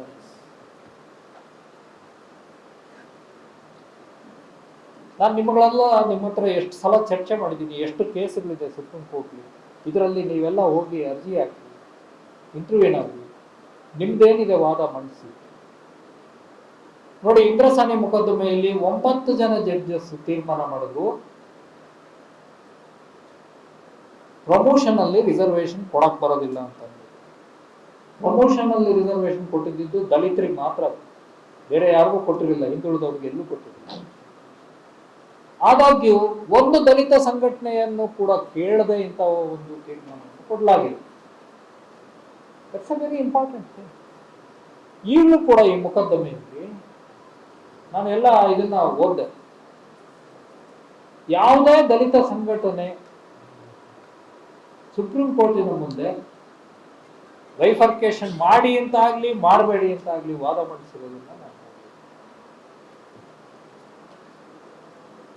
ಚಿನ್ನಯ್ಯ ಮೊಕದ್ದಮೆ ನಡೆಸಿದಂತ ವ್ಯಕ್ತಿಯನ್ನು ಕೇಳಿದೆ. ಸೋಮವಾರ ನನ್ನ ಜೊತೆಗಿದ್ರು. ಅವ್ರನ್ನ ಕೇಳಿದೆ, ಅಲ್ರಿ ನೀವು ಚಿನ್ನಯ್ಯ ಮೊಕದ್ದಮೆ ನೀವು ನಡೆಸಿದ್ರಿ, ನೀವ್ ಯಾಕ್ರಿ ಹಾಜರಾಗಿ? ಇಲ್ಲ, ಚಿನ್ನಯ್ಯ ಸತ್ತೋಗ್ಬಿಟ್ಟಿದ್ದಾನೆ, ವೆಲ್ಲಾಳ ವಸಂತ ರಾವತ್ ಅಲ್ಲ ಏನೋ ಇನ್ನೊಬ್ರು ಪಿಟಿಷನರ್ ಇದ್ರು ಚಿನ್ನಯ್ಯ ಕೇಸ್. ಅವ್ರು ಹೋಗಿ ಅರ್ಜಿ ಹಾಕಿದ್ರು, ಅವ್ರು ಹೇಳಿದ್ದನ್ನು ಕೇಳಿಲ್ಲ, ಅವ್ರ ಅರ್ಜಿನ ಪರಿಗಣಿಸಿ ಅವ್ರ ವಾದ ಮೊದಲೇ ಪುರಸ್ಕರಿಸಿ ಹೀಗಾಯ್ತು ನಮ್ಗೆ ಅಂತ ಅಂದ್ರು. ಸೊ ಯಾಕೆ ಈ ಮಾತು ಹೇಳ್ತೀನಿ ಅಂತಂದ್ರೆ, ನೀವು ಕೊಳ್ಳೆ ಹೊಡೆದ್ಮೇಲೆ ಕೋಟೆ ಬಾಗ್ಲಾಗ್ತೀರಿ, ಕೇಸ್ ತೀರ್ಮಾನ ಆದ್ಮೇಲೆ ನೀವು ಕುತ್ಕೊಳ್ತೀರಿ, ಇಷ್ಟು ಗಂಭೀರವಾಗಿ ಚರ್ಚೆ ಮಾಡ್ತೀರಿ, ಸದನದಲ್ಲಿ ಚರ್ಚೆ ಆಗಲ್ಲ, ಅಷ್ಟೊಂದು ಜನ ಎಮ್ ಎಲ್ ಎಗಳಿದ್ದಾರೆ. ಪರಿಷತ್ತಲ್ಲಿ ಚರ್ಚೆ ಆಗಲ್ಲ, ಅಷ್ಟೊಂದು ಜನ ಎಮ್ ಎಲ್ ಸಿ ಇದ್ದಾರೆ. ಪಾರ್ಲಿಮೆಂಟಲ್ಲಿ ಚರ್ಚೆ ಆಗಲ್ಲ. ನೀವು ಮೊದಲೇ ಚರ್ಚೆ ಮಾಡಬೇಕು. ಕೇಸ್ ಮುಗಿದ್ಮೇಲೆ ತಲೆ ಮೇಲೆ ಕೈ ಇಟ್ಕೊಂಡು ಜನ ತೆಗೆದು ನಮ್ಮ ತಲೆ ಮೇಲೆ. ಸೊ ಸ್ನೇಹಿತರೆ, ದಯವಿಟ್ಟು ಇದೇ ಎಂಡ್ ಆಫ್ ದಿ ರೋಡ್ ಅಂತ ಅಂದ್ಕೊಂಡು ಇದೊಂದು ನಿವಾರಣೆ ಮಾಡಿಕೊಂಡು ಸರಿ ಹೋಗುತ್ತೆ ಅಂತ ಅನ್ಕೋಬೇಡಿ. ಇನ್ನೂ ತುಂಬ ಇದೆ, ತುಂಬ ಮೊಕದ್ದಮೆಗಳಿವೆ. ನಾನು ಮಲ್ಲಿಕಾರ್ಜುನ್ ಖರ್ಗೆ ಅವರ ಗಮನಕ್ಕೆ ತಂದಿದ್ದೀನಿ ಆ ಪೆಂಡಿಂಗ್ ಕೇಸುಗಳಲ್ಲಿ. ಒಂದು ಮೊಕದ್ದಮೆ, ಲೋಕಸಭೆ ಮತ್ತು ವಿಧಾನಸಭೆಯಲ್ಲಿ ರಿಸರ್ವೇಶನ್ ಕೊಡಬಾರದು ಅಂತ ಒಂದು ಮೊಕದ್ದಮೆ.